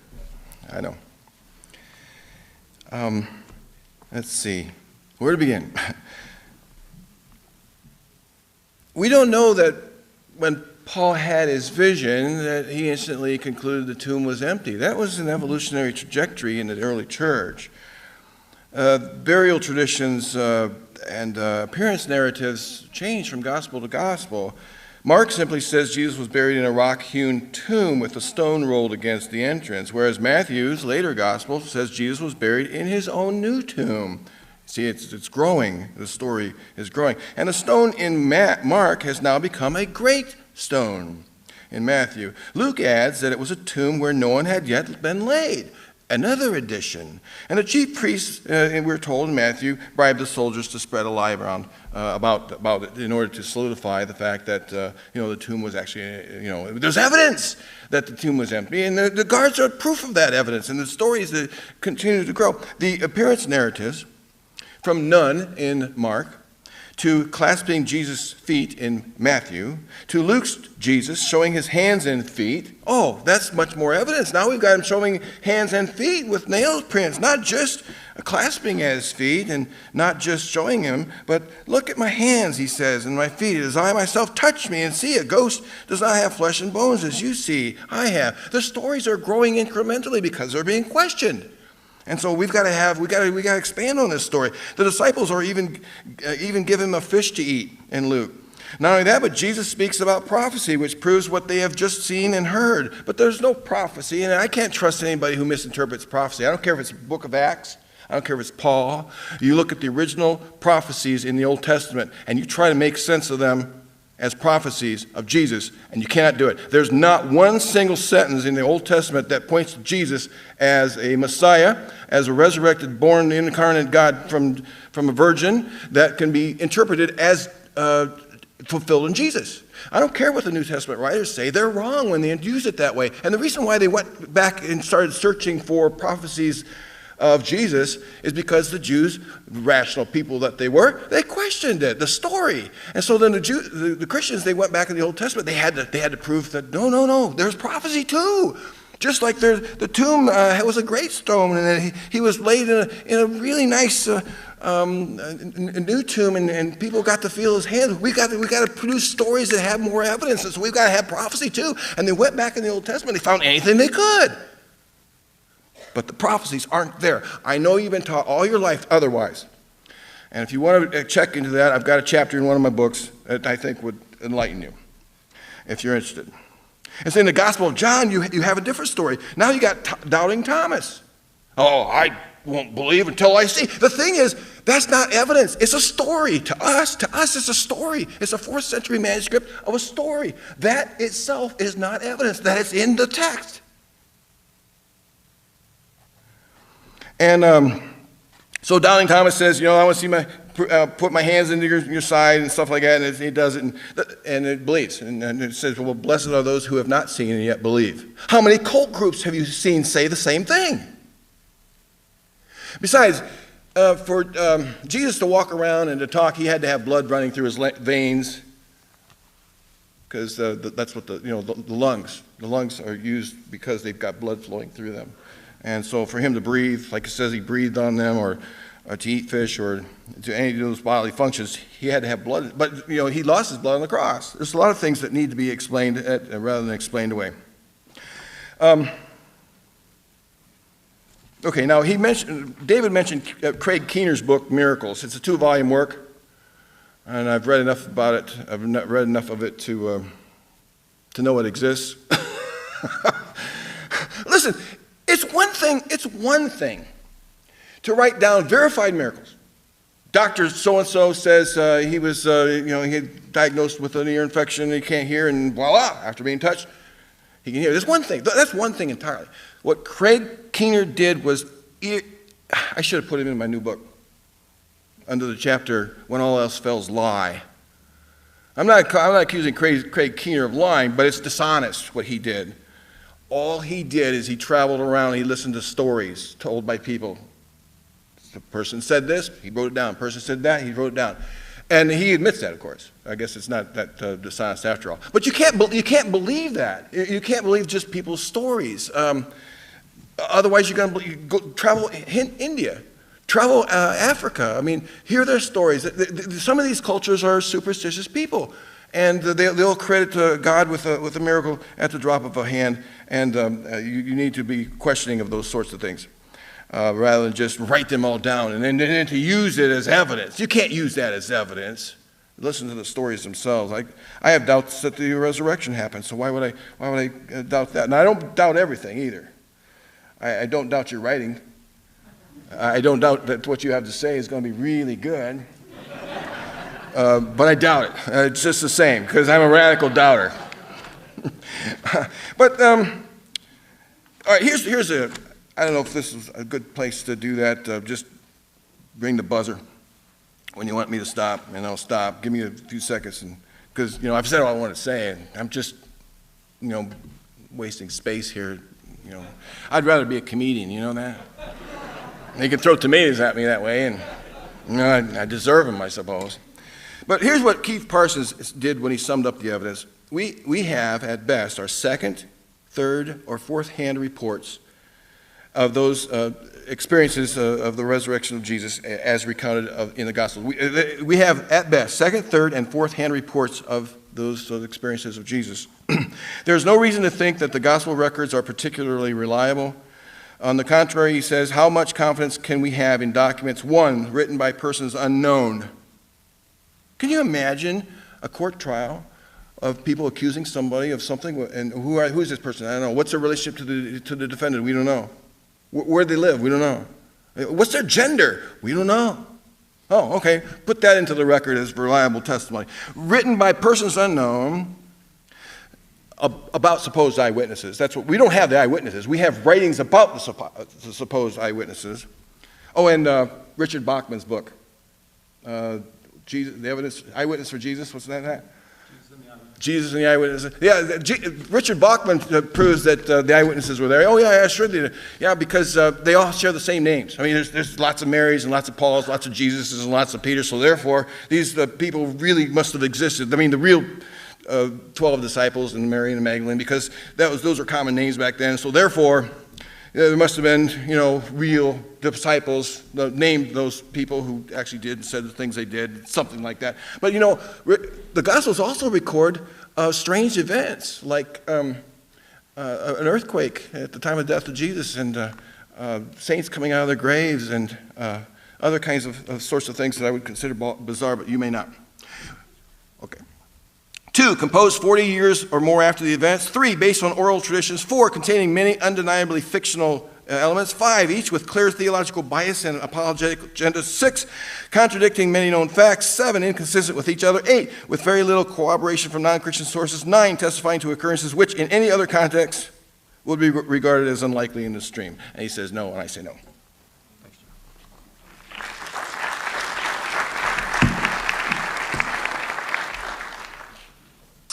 Okay, we will switch gears, and we're going to enter a 10-minute cross-examination time, pun intended. I guess that's home court advantage, for each debater to ask the other debater. 60 seconds for the question, 60 seconds for the response, and then we'll switch. 60 seconds for a question, 60 seconds for a response. David, the first question is yours. Oh, we agreed that it was going to be just crossfire, kind of say whatever you want rather than just ask questions. Okay, then we will allow 1 minute for each. Ready? Go ahead. All right, John, I have one request. If you want to call Just me, one. If you want to call me the worst dirtbag the world has ever seen, I give you permission to do that fully. But please don't say anything about Craig Keener. Everyone who's ever seen this man speak knows that this is a phenomenal man of integrity. You may disagree with his method of going around for eyewitnesses, but notice what John kept complaining about. Why don't we have the eyewitnesses of the resurrection? Why don't we have the eyewitnesses? Why don't we have the eyewitnesses? Craig Keener says, all right, I'll go around the world collecting data from eyewitnesses. Everyone who is apparently involved or anywhere near it, I'll ask them all questions. I'll put the reports together. And John says, this is nothing. This is horrible. What an evil person. Very interesting methodology. If there's no eyewitness, you can dismiss it based on no eyewitness. If you have a ton of eyewitnesses, well, who cares what eyewitnesses say? They're just superstitious, biased people. And so basically, again, there's just no evidence that could ever convince you out of this level of skepticism. You have to be starting with naturalism to say, there are hundreds of millions of people who say they've witnessed miracles. I'm ruling them all out as idiots ahead of time. So the answer to your question is, wait, was that a question? Crossfire, say whatever you want. Oh, I like you. Yeah, you're a good guy. No, it just seems like to me, like I said, I only touched the cover of that book and smelled it and kind of put it back on the shelf, but it's not a way for doing testimony. I mean, there are clearly superstitious people groups that, all right, let me just share you some of those stories. I got to get to this quick because I got 60 seconds, hurry up. All right, I'm not going to get it. The world of the Bible is filled with all kinds of those stories, and incredible stories of snakes that talk, where there are gods and goddesses that ruled over specific lands of the earth and met in divine councils to decide our fate. It was a world where the gods and the suns lived in the sky, and people who died went to the dark recesses of the earth, and people who went to the good place were good. It was a world where snake and donkey talk, where giants lived in the land, where people could live to be more than 900 years old, where a mother was turned into a pillar of salt, where a pillar of fire could lead people by night, where sun stopped moving across the sky or could even back up, where an axe head could float, or a star could point down on a specific homeland move, where people could instantly speak unknown languages. We'll switch. There are people like that. There are people and cultures like that. My time, John. My time. And the people he interviewed. Now, notice what John says. While the time of the Bible is filled with all these superstitious, let's say it correctly, there are people who believe that miraculous things occurred. Guess what? If you get outside of Europe and America, that's standard, right? That's standard. I mean, we're talking about converts in China. Depending on the study, between 50 and 90% of them who convert to Christianity because they believe they've seen a miracle. How do you just say they're all wrong? That they're all wrong, right? And how do you? Well, they're just superstitious. So anyone who says they've seen a miracle is automatically superstitious and is ruled out of court. What evidence could you ever ask for, right? If we all saw a miracle right now, right in front of us, and we all concluded that we'd seen a miracle, suddenly we're irrelevant because we believe in miracles and therefore we're superstitious. John, they're not dumb people, they're Asian. Normally you can't say stereotypes, but Asians like that one, so I'll let it slide. Thank you, David. John. I never say that ancient people were stupid, or Asians, or any other grouping of people, or gender, or sexual orientation. I don't say that at all, but I do say that there are some people who are superstitious. Not stupid, just superstitious. They just don't know any better, and a lot of us don't know any better about a lot of different things, and science came along and helped us. It's not a God, it's not a savior, but it's the best method we know for knowing the truth about the nature of things and which religion is true if there is one. But I didn't get to finish, but the handkerchiefs that could heal people, shadows that could heal people, where a pool was stirred, you jumped in it and you could get healed, where a flood could cover the whole earth, where a man could be swallowed by a great fish and live to tell about it, where a man could walk on water, calm a stormy sea, or change water into wine. It was a world populated by demons that could wreak havoc on the earth and also made people very sick. It was a world of idol worship where human and animal sacrifices pleads God. In this world we find visions, inspired dreams, prophetic utterances, miracle workers, magicians, and diviners and sorcerers, and I need a nurse right now. I'll catch you at your breath. Thank you, John. David. All right, John's not saying that all the people around the world, the hundreds of millions of people around the world who claim to have witnessed miracles are stupid. They're just superstitious. But think about the situations and think about the actual cases. Child stops breathing for hours. Christian prays over the child. Child gets up.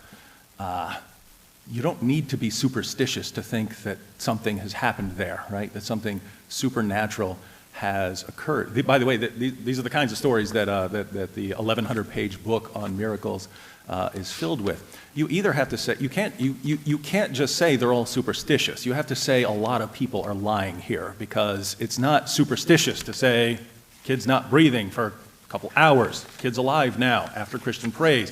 It doesn't take superstition to come up with that. That seems like the only possible view of it, and yet, unless, of course, you're committed to rejecting any such evidence. John? I say what would convince me to believe. It's in a chapter in my book, Why I Became an Atheist. I don't have the time to read it right now or say it, but I do state what would convince me. Things like if the pillar of salt was detected by the Sea of Galilee, or the Red Sea, and they could detect human female DNA in it resembling Lot's wife. That kind of stuff. A pillar that was built to Abraham, saying he was our forefather, et cetera, but none of that's there. Now I want to say this though about the miracles. Okay, the Catholic Church has officially recognized 67 miracles. A rough estimation of the general reliability of human testimony from Lourdes, France, comes out to be 0.000167, because millions of Catholics claim to have been healed in the same way. But the reliability of human testimony for human miracles comes out to that. Now, that was investigated by the Catholic Church, believers. I would like to investigate those miracle claims myself, but I don't get a chance to do that. So human testimony about miracles is notoriously unreliable. Craig Keener's thesis is bad. Thank you, John. Impossible. Well, I would invite you to read it. It's a lot of interesting statistics there, and let's just say the world is filled with a lot of people who convert to religions based on their own lies, and then really just love to spread lots of lies about them. But John, I have an interesting question. I based my entire case for the resurrection of Jesus on the earliest Christian testimony we have, not according to me, according to critical atheist agnostic scholars, and facts that are agreed upon by scholars from across the board. Notice the people I'm quoting: Bart Ehrman, people from the Jesus Seminar, people who really disagree with me a lot. And in response, John he says there's discrepancies in the Gospels, which I didn't even use as part of my case. I'd love to have a discussion about those, but it just has nothing to do with my case. And then the only sort of scholarly response is polyamorous Richard Carrier, who specializes in ancient Roman science, not in historical Jesus studies. Keith Parsons, who's a philosopher, not a historical Jesus scholar or New Testament scholar. Thank you, and David. Some anonymous guy who dates the book of Luke to 140, which I've never heard anyone do. Thanks, David. John?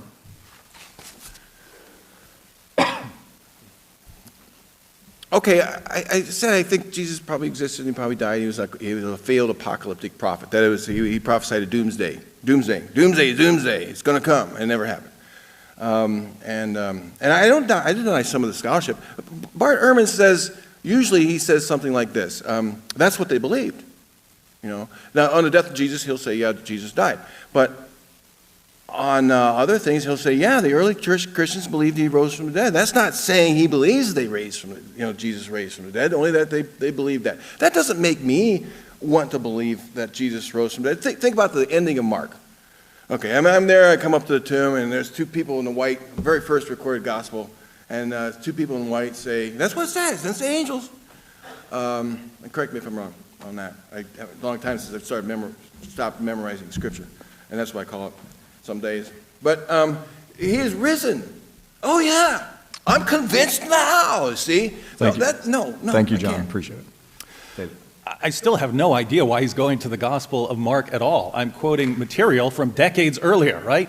We're not talking about something written decades after, right? We have a creed that, according to scholars across the spectrum, is our earliest Christian material. Now John's saying, oh, but things are from the 4th century and so on. I say, fine, I'll go to the earliest material we have. And then, again, people like Ehrman and so, they're not saying, yeah, it's probably true. They're things like historically certain, those are their phrases that they're using with this material. So, just think, if I say, here's my case, fact, agreed upon across the board, resurrection's only explanation, and you say, let me attack this different thing that you didn't bring up. Well, that's not an answer, is it? So we get to the end of the debate, and there's just no response to anything I've laid out in my opening statement. And if this is scored as a debate, that all matters, ladies and gentlemen. All right, that one, you got me on that one. I responded to a different question than you asked. 1 Corinthians 15 recounts the stories of people who were convinced that Jesus rose from the dead. It is the earliest one. The thing is, Paul denies, we have a dispute in Galatians, because Paul says, I deny having received this from men. And you said, chapter 2, he says, well, he did, associate with these guys. But in 1 Corinthians 13, he says, he uses very strong language in the Greek that says that, no, I did not receive these doctrines. I forget how it's worded exactly. These things, I did not receive any official teaching. That's the import of that, about these things. Just like he heard the story of the Lord's Supper by a revelation, then why can't he have heard the story of Jesus' resurrection by a revelation as well? What we're asking ourselves is two things. One, what did he see? What did they see? And it appears to me they saw visions. They were visionaries. So that doesn't mean I should believe that they saw anything at all. And two, did they all tell the same stories? I have no way of questioning them. Thank you, John. We appreciate it. Round of applause for a difficult section there. Thank you to our two debaters. Now we'll have 5-minute closing statements from each side. David will go first.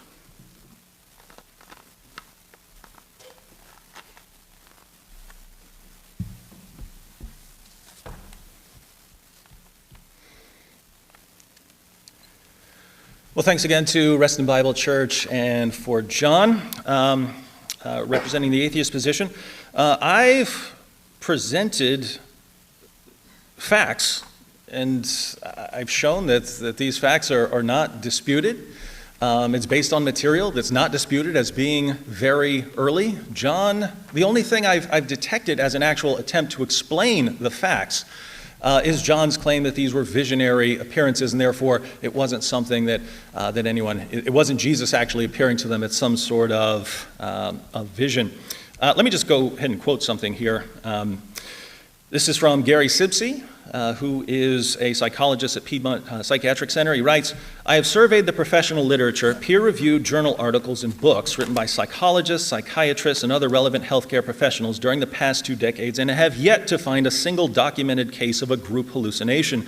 That is, an event for which more than one person purportedly shared in a visual or other sensory perception where there was clearly no external referent." So group hallucinations would be extremely rare, right? Because if you're hallucinating, there's nothing out there. Other people will not see it. There are apparently phenomena where a bunch of people can be hallucinating at the same time, but these are people who are all expecting things, and not everyone sees it, right? They're independent hallucinations, in other words. Maybe they're seeing some person that they want to see. The disciples were distraught. The disciples, they were done, right? Their work was done. Their guy died. If your Messiah died, you went and got a new Messiah. That's it. They've been wasting all of these years. They're not in the state of mind. They're not in the state of mind to have these hallucinations that are fueled by expectation of seeing someone. And even if we did think that suddenly group hallucinations were incredibly popular in the first century among Jesus' followers, what do you do with James? What do you do with Paul? They're certainly not expecting Jesus to appear to them. So you need one very odd theory upon another. You need theory upon theory upon theory upon theory to account for every little bit of piece of evidence we have. And is there a limit to the absurdity involved? When everything we know tells us that's not the sort of thing that happens. I mean, that's the rule that people are applying to the resurrection. Well, the resurrection's not sort of thing that happens. Well, multiple repeated group appearances, that doesn't happen. So what's going on here? But notice there's a difference. We know that these things don't happen. You can't just say resurrections don't happen, right? You can't say that without presupposing naturalism, and that's what we simply cannot presuppose. So group hallucinations would be extremely rare, and so the only explanation we've had tonight for the actual facts that I presented just fails. And notice, you could explain anything if you wanted to say, hey, repeated group hallucinations can be used to explain what lots of people, friends and foes, as individuals and small groups and in a large group, all claim to have seen and are willing to go to their death proclaiming. You could explain this debate tonight. Did we have a debate? No. Everyone just hallucinated the same thing. You could explain anything in history that way. So if you have to resort to this sort of method, can you really say, as John did, I want to believe. I'm looking for a reason to believe. I don't think so. So tonight I've shown that Jesus died by crucifixion, that his friends and foes became convinced that he had appeared to them, that it was belief in bodily resurrection. So this can't be a vision. If it's a vision, they would conclude they had a vision. They would say, hey, I had a vision of Jesus. He's appeared to me from heaven. They would have never said resurrection. Paul, a Shammaiite Pharisee, would never have concluded resurrection. It went against everything he believed. Something big had to happen to shake all of these men into the belief that not only had they seen Jesus in a vision, they had seen him resurrected. He was now resurrected. What could do that? Well, resurrection can do that. Hallucination and visions just can't do that. There's just no way. So as far as what John has replied, it's, well, we can't know much about history. There are discrepancies in the Gospels, even though my case hasn't been based on them at all. Stories are growing incrementally, even though I pointed out you can put the Gospels in any order you want, and you can show that they're evolving stories just because some of them include more detail. And my case was based on material much earlier than the Gospels. So Keep in mind, the most appearances you ever have in any story are in our earliest source. If that's evolution, it's going in reverse. So it seems like this debate comes down to what sort of explanation would you prefer? Would you prefer a supernatural explanation that fits all the facts, fits them well, and is the only explanation that actually fits the facts, but which will lead to certain theological commitments on your part? Or would you prefer a natural explanation that doesn't fit the facts, that is completely refuted by the facts and can never account for the facts? That's the difference you have here tonight.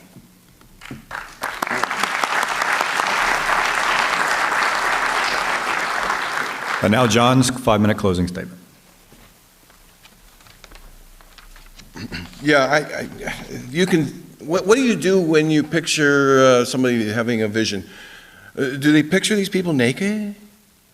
Do they picture these people floating through the sky? They have visions of people fully clothed, bodily visions.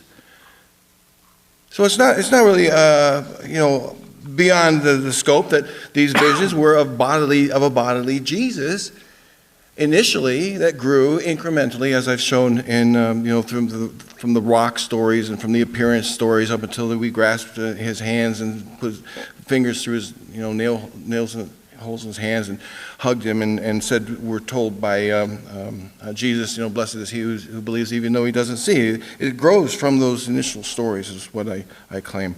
And I think the evidence is there. And the bottom line is that in my world, miracles do not happen. What world are apologists like David Wood and Mike Licona and William Lane Craig living in? The odds of a resurrection from my experience are 0. I must judge the past from the present knowledge I have. God may have done a plethora of miracles in the past, and he may do another plethora of miracles in the future, but in my world, miracles don't happen. God could do that. Craig Keener could actually document that, but they don't happen. And I have better critical facilities about that. I'm sorry, I wish they did happen in a way. They just don't, they just don't. If they did, then, let's have one. Let's have one. And the standard one is take somebody whose leg has been amputated and have it grow back in front of us. But God does things mysteriously. He does things different. He does things under a cloud of mystery, and only the believers can actually see that sort of stuff. And that'd be testing him too much. We don't want to do that. So I can't really reasonably do otherwise. So let me just read you from Bart Ehrman, since he's been bandied about a little bit today, and says, all historians can do is show what probably happened. That's the problem with miracles. Miracles, by our very definition of the term, are virtually impossible events. So, miracles, by their very nature, are always the least probable explanations for what happened. Suppose that Jesus was buried by Joseph of Arimathea, and then a couple of Jesus' followers, not among the 12, decided that night to move the body somewhere more appropriate. And they encountered a couple of Roman legionnaires who catch these followers with this dead body, and in the process they end up killing them because they suspect foul play. And so now the soldiers they have 3 bodies in their hand. They don't know which one was being carried, and so they decide to just get rid of them. Take a cart and cart these 3 corpses off to the valley of the grave yard and dump them. And then within 3 or 4 minutes, the bodies had deteriorated beyond recognition. Jesus' original tomb is empty, and no one seems to know why. Now, is this scenario likely, Bart Ehrman says? No, it's not likely at all. Am I proposing that this is what happened? No, he says, absolutely not. I'm not proposing that this is what happened. Is it more probable that something like this may have happened than that a miracle happened and Jesus left the tomb to ascend into heaven? Absolutely, he says. From a purely historical point of view, a highly unlikely, improbable event is far more probable than a virtually impossible one. And with that, I end. Thank you so much.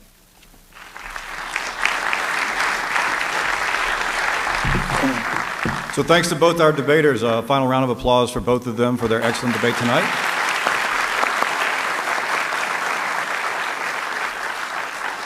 We're going to enter a 15-minute audience question and answer session. We're probably only going to have time for, I would imagine, 4 questions totals, and we need to alternate between the 2. Whoever asks the question of whomever the question is asked, they will have 2 minutes to respond. The other person will have 1 minute to comment, and then we'll go the question to the next person. The microphone's here, so if you want to start lining up there, and if there are many of you, maybe you can get together and decide what the best question would be to pose. Whilst that's happening, I would like to not only thank our debaters, but thank Reston Bible Church. Also thank Nat Sears and Will Gaines for sponsoring this debate. Will Gaines and his class Faith and Reason meet here at Reston Bible. And if you are interested in these kinds of questions, we have a class here at 9 o'clock on Sunday mornings called Solid Ground. In it, we have Christians, atheists, agnostics, skeptics. Dennis, who I think, there's Dennis right here, is one of our favorite atheists in the class, if you're allowed to rank order them by order of priority. And I'm sure he would like some extra company as well. But we would encourage you to come. It's in the room upstairs, 250, at 9 o'clock on Sundays. And we'd love to have you there and love to hear your perspective. Now we'll go to the question and answer time.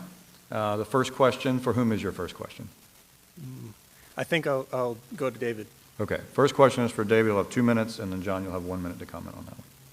Just, this was something that I'm sorry I blurted it out earlier, but I still want to hear your answer. You were saying how you respect textual criticism and so forth, and that nothing that you've said would be affected by the textual criticism. However, in an earlier part, and I recognize you were speaking mainly about 1 Corinthians, not about Mark, but in the part where you did actually respond to something in Mark about there being no resurrection appearances in Mark, you quoted from the part which is disputed, which most scholars would say is not part of the original Gospel of Mark.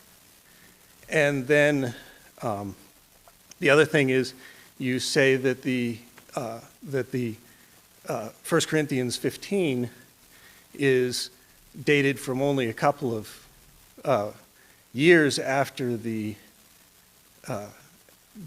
crucifixion. But it would be hard for Paul to have had his full Mediterranean ministry and then write the epistle with only a few years. And can you ask us your question, please?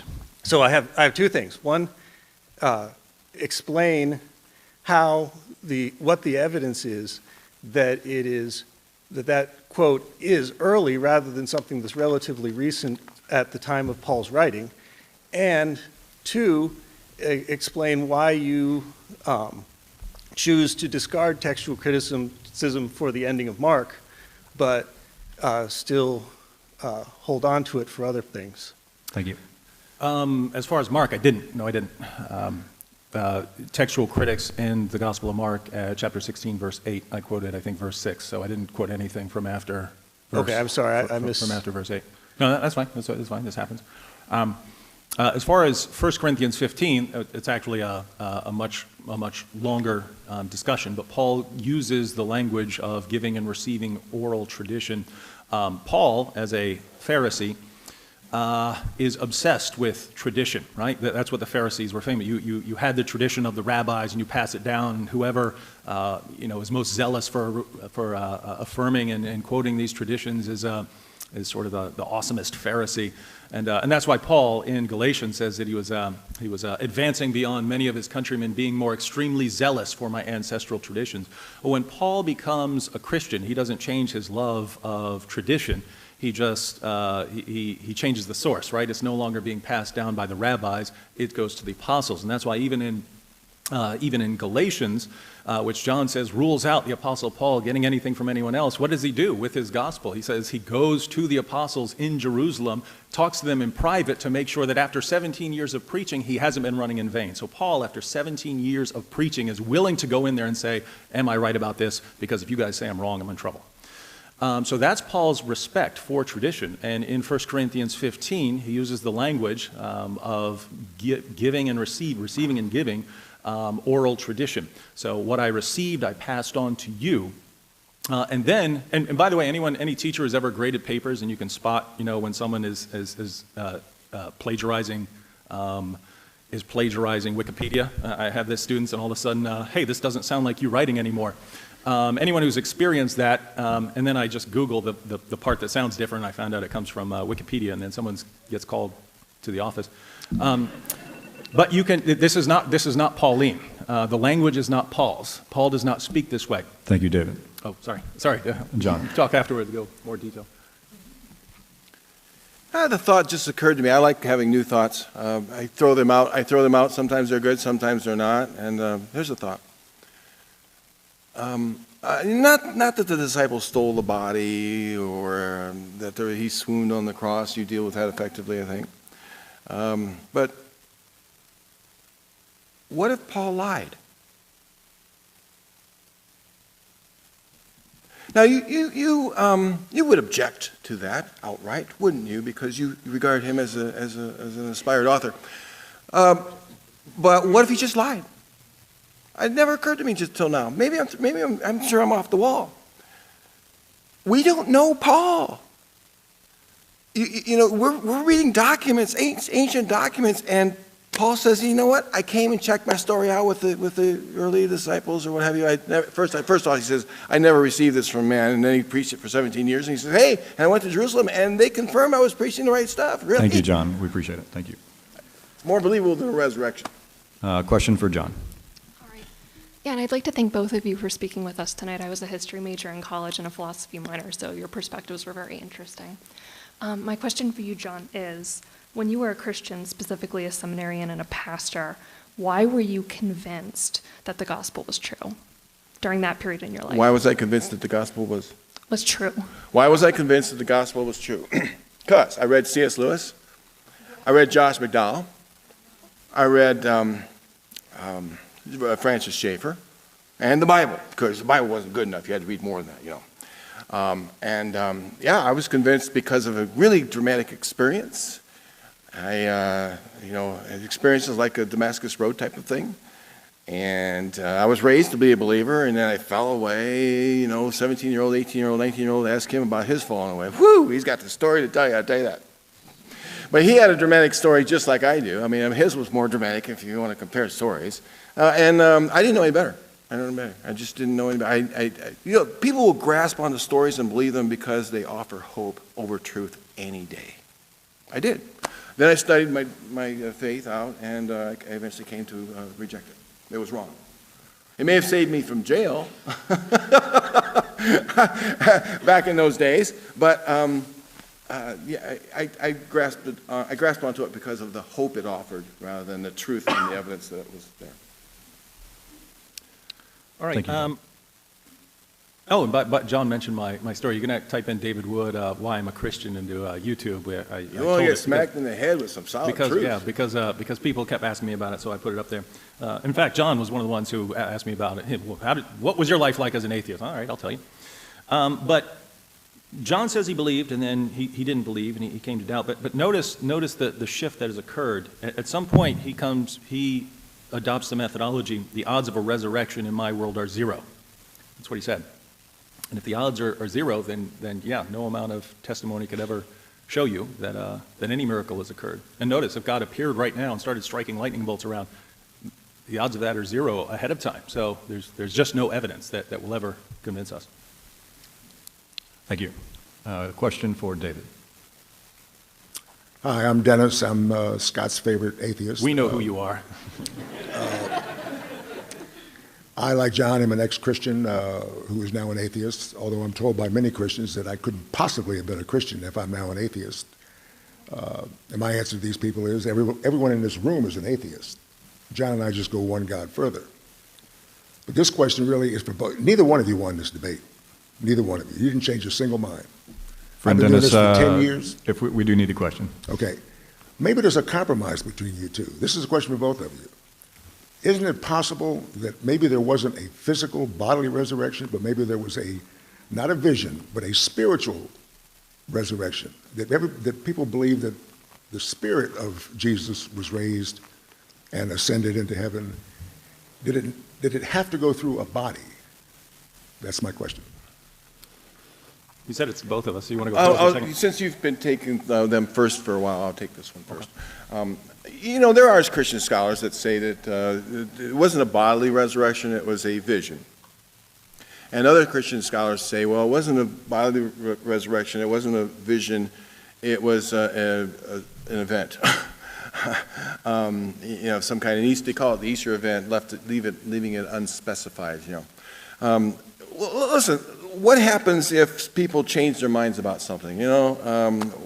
People will choose to believe based on hope. That's all there is to it. And something may have triggered that. All it takes usually is one person, an influential person who says, you know what? I feel Jesus right now. Yeah, I do too. And the candles are lit, and it's dark, and there's some music, and the bongo drums. Yeah, I think I hear him talking to me. No, what's he saying? He's saying, I love you, which he would never say he hates you, of course. And what else is he saying? He says he's still alive. I think I hear that too. And so the hope has arisen, and it could have happened that way. It could have happened that way. But why should I accept that? Why should I go with that? I mean, if that's all the evidence, screw it. I didn't say this during the debate, but as far as the overall position that John adopts, that these were visionary appearances and that this gave the disciples their belief, I believe that this is the strongest alternative to the resurrection. That doesn't mean I think it's good at all. I think it's better than all the competitors. And the reason is it doesn't force you to deny known, undisputable facts of history. So, for instance, Islam denies Jesus' death. Jesus doesn't die. Well, if we know anything about Jesus, we know that he died. Other theories might deny that there were appearances. So if you say that it developed through legend or something like that, there were no appearances of the apostles. This just was some story that someone invented later on. So as far as the vision hypothesis, you can acknowledge that Jesus died, and you can acknowledge that the disciples were completely convinced that Jesus had appeared to them. So you can acknowledge those main facts, but then you can just say, well, it happened by vision. Now the problem is there's another fact involved. And that is that the disciples were not preaching that they had seen vision. Again, they loved vision. Paul goes on receiving visions. But in 1 Corinthians 15, Paul says, and last of all, he appeared to me also. So this is the final one, right? This is the final one. Well, if it's just visions, Paul continued having visions. Other Christians continued having visions. There are Christians who have visions today. So if Paul is saying there is this limited class of appearances that only happen with certain people, what are they? Well, he tells us. He tells us in passages like Romans 8:11 and Philippians 3:20-21, where he talks about raising Jesus bodily.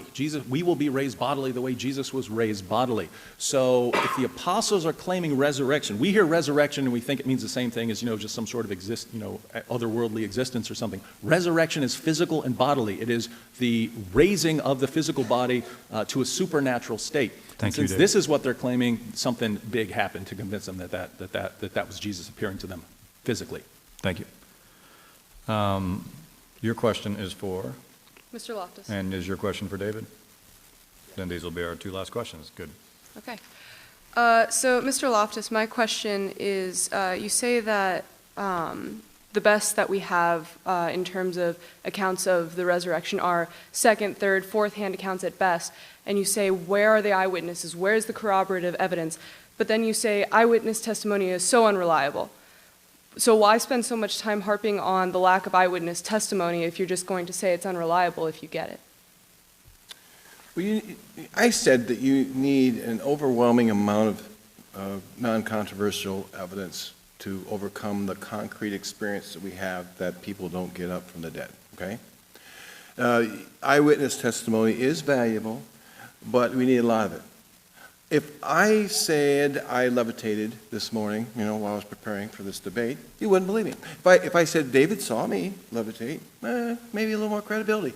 If you said you saw me levitate, what? Are they all crazy or what? What if it was on video, camera? Well, all of a sudden, you need that kind of evidence. Because eyewitness testimony is really unreliable. It really is. There have been studies shown in court cases, someone points out, he did, yes, he's the murderer, and shown up later that they were wrong. They just had this idea of a particular kind of person that might have done this kind of deed, and they pointed out that kind of guy, and without the DNA evidence that lets them off the hook 20 years later, because now we've got that, they were wrong in seeing that. So eyewitness testimony is unreliable, but you need a lot of it when it comes to an extraordinary event like someone rising from the dead. Does that satisfy your question? Almost. So then my small follow-up question to that is, so is 200 million not quite there yet? Like in China? He mentioned 200 million people who said Yeah. that? Well, I read to you a little paragraph about the world of the Bible. You know, handkerchiefs, handkerchiefs healing people, and shadows and pools that are stirred. There are cultures like that. They don't have doctors. I mean, I'm not trying to belittle any culture that I'm not aware of, but in the ancient culture especially, they didn't have the modern medicine, and they went to shamans, and they offered prayers and anklets, and I don't know what else to try to heal people. And if they got healed, then they credited their God with doing the healing. And I suspect China is like that. Thank you, John. Yeah, John says we need an overwhelming amount of evidence, but I think you're exactly right. There is no amount of evidence that could, because what happened, the probability of a resurrection or a miracle is zero in John's world. So no amount of evidence can. If you start with a probability, this is Bayesianism right here. But if you're starting with a prior probability of zero, no amount of evidence can ever change that. He says eyewitness testimony is valuable, but we need a lot of it. And you're exactly right. Hundreds of millions of cases is not enough. If we're dealing with the apostles, I mean, think about that. Eyewitness testimony, he pointed out, court appearances. Yes, eyewitnesses can get a lot wrong in little details. But in things like, hey, there are over 500 of us, we're all seeing this guy alive after his death, that's not some little detail where, you saw a blue car and I saw a green car, right? That, like in a court appearance. So if we're talking about the evidence here, this is a lot of evidence, and you have to raise your bar of skepticism almost to the roof if you want to deny this sort of thing.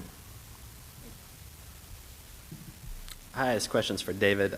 Just to give you a background, I'm a little bit more on John's side. I'm a member of the Clergy Project, and I feel that I have to give you some points, and no offense to John, I think that your communication skills and your rhetoric were very strong. Who's better looking? And definitely you're better looking, but he does have a better hat. A couple things that really stuck out with me in listening to you was your... Could you phrase your... yes, your repetition... yours in the form of a question, please. Your repetition of the... idea that you're stating multiple facts, but you're talking about one passage in 1 Corinthians from a Christian source over and over again, and you're saying that these people, the disciples were the martyrs, the true believers who went out and died for their faith. What about true believers of other faiths, of other beliefs? There are lots of martyrs in the world today. And how do you compare that and look at that and say that yours is better? Thank you. Well, I'd have to see some specific cases. If I look around the world and I see there are Christians who are being martyred, and it's happening pretty regularly, thanks to our ISIS. But I don't look at a Christian martyr and say, you see, there's evidence for Christianity. Just like I don't see, an ISIS suicide bomber and say, oh, there's evidence for Islam. The point of the martyrdom is it shows the sincerity of belief, right? When a Christian dies today for Christianity, all I can say is this person really believes in Christianity. When a Muslim dies for Islam, all I can say is that person really believes in Islam. So I brought up the martyrdom, the torture, the imprisonments, and so on of the apostles just to respond to the idea that these guys are making it up, or that they have some sort of loose, foggy belief that some shady appearance has appeared to them or something like this. They had an amazing degree of confidence to go to that level. And the difference is the disciples aren't getting this from some message, right? If I go out and die for what I believe, it's because I heard something, right? I heard a message, I believed it, I believe there's evidence for it, I go out and die for it. The disciples were enduring persecution for something they saw. So that leads me to the question, what did these people see? What did they see with their eyes? I can't say they're lying, right? If they're dying for it, they believe their message. But their message is, we saw this guy alive from the dead. That was the core, the heart of their message. So I have to believe these guys saw something, and guess what? scholars across the board agree with me. So we're all acknowledging these guys saw something. What did they see? Well, hallucinations, vision, that sort of thing can't account for it. So what did they see? And if you're ruling out miraculous explanations or something, yeah, you're going to have to say, well, whatever it wasn't a resurrection, so they must have seen something else. But if you're not opposed to that, then you've got a miracle on your hands, and that's what would explain it. As far as the 1 Corinthians passage, I quoted that just because it's the earliest and the best, and that's what scholars, Christian atheist scholars, everyone points out. So I pointed that because it's the earliest. We have bunches of other sources, both in the Bible and outside the Bible, and so there are plenty, but that's the earliest and best, so that's what I went with. Is this the last time? The last 60 seconds? I get the last 6 seconds? Well, I just want to thank the church and the organizers for this wonderful time, and it's an honor to be here, and you're a remarkable church to invite me in to debate a central tenet of your faith. You certainly are committed to educating your people and in the search for the truth. And I hope I was a helpful participant in that. I think I've said everything I want to say anyway. So. Thanks, Sean.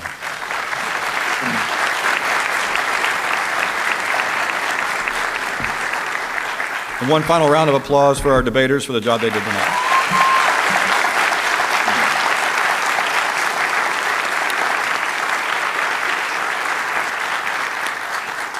If this was interesting to you, we will see you Sunday at 9 o'clock to continue discussing these kinds of things. Thank you for coming tonight, and we appreciate you being here.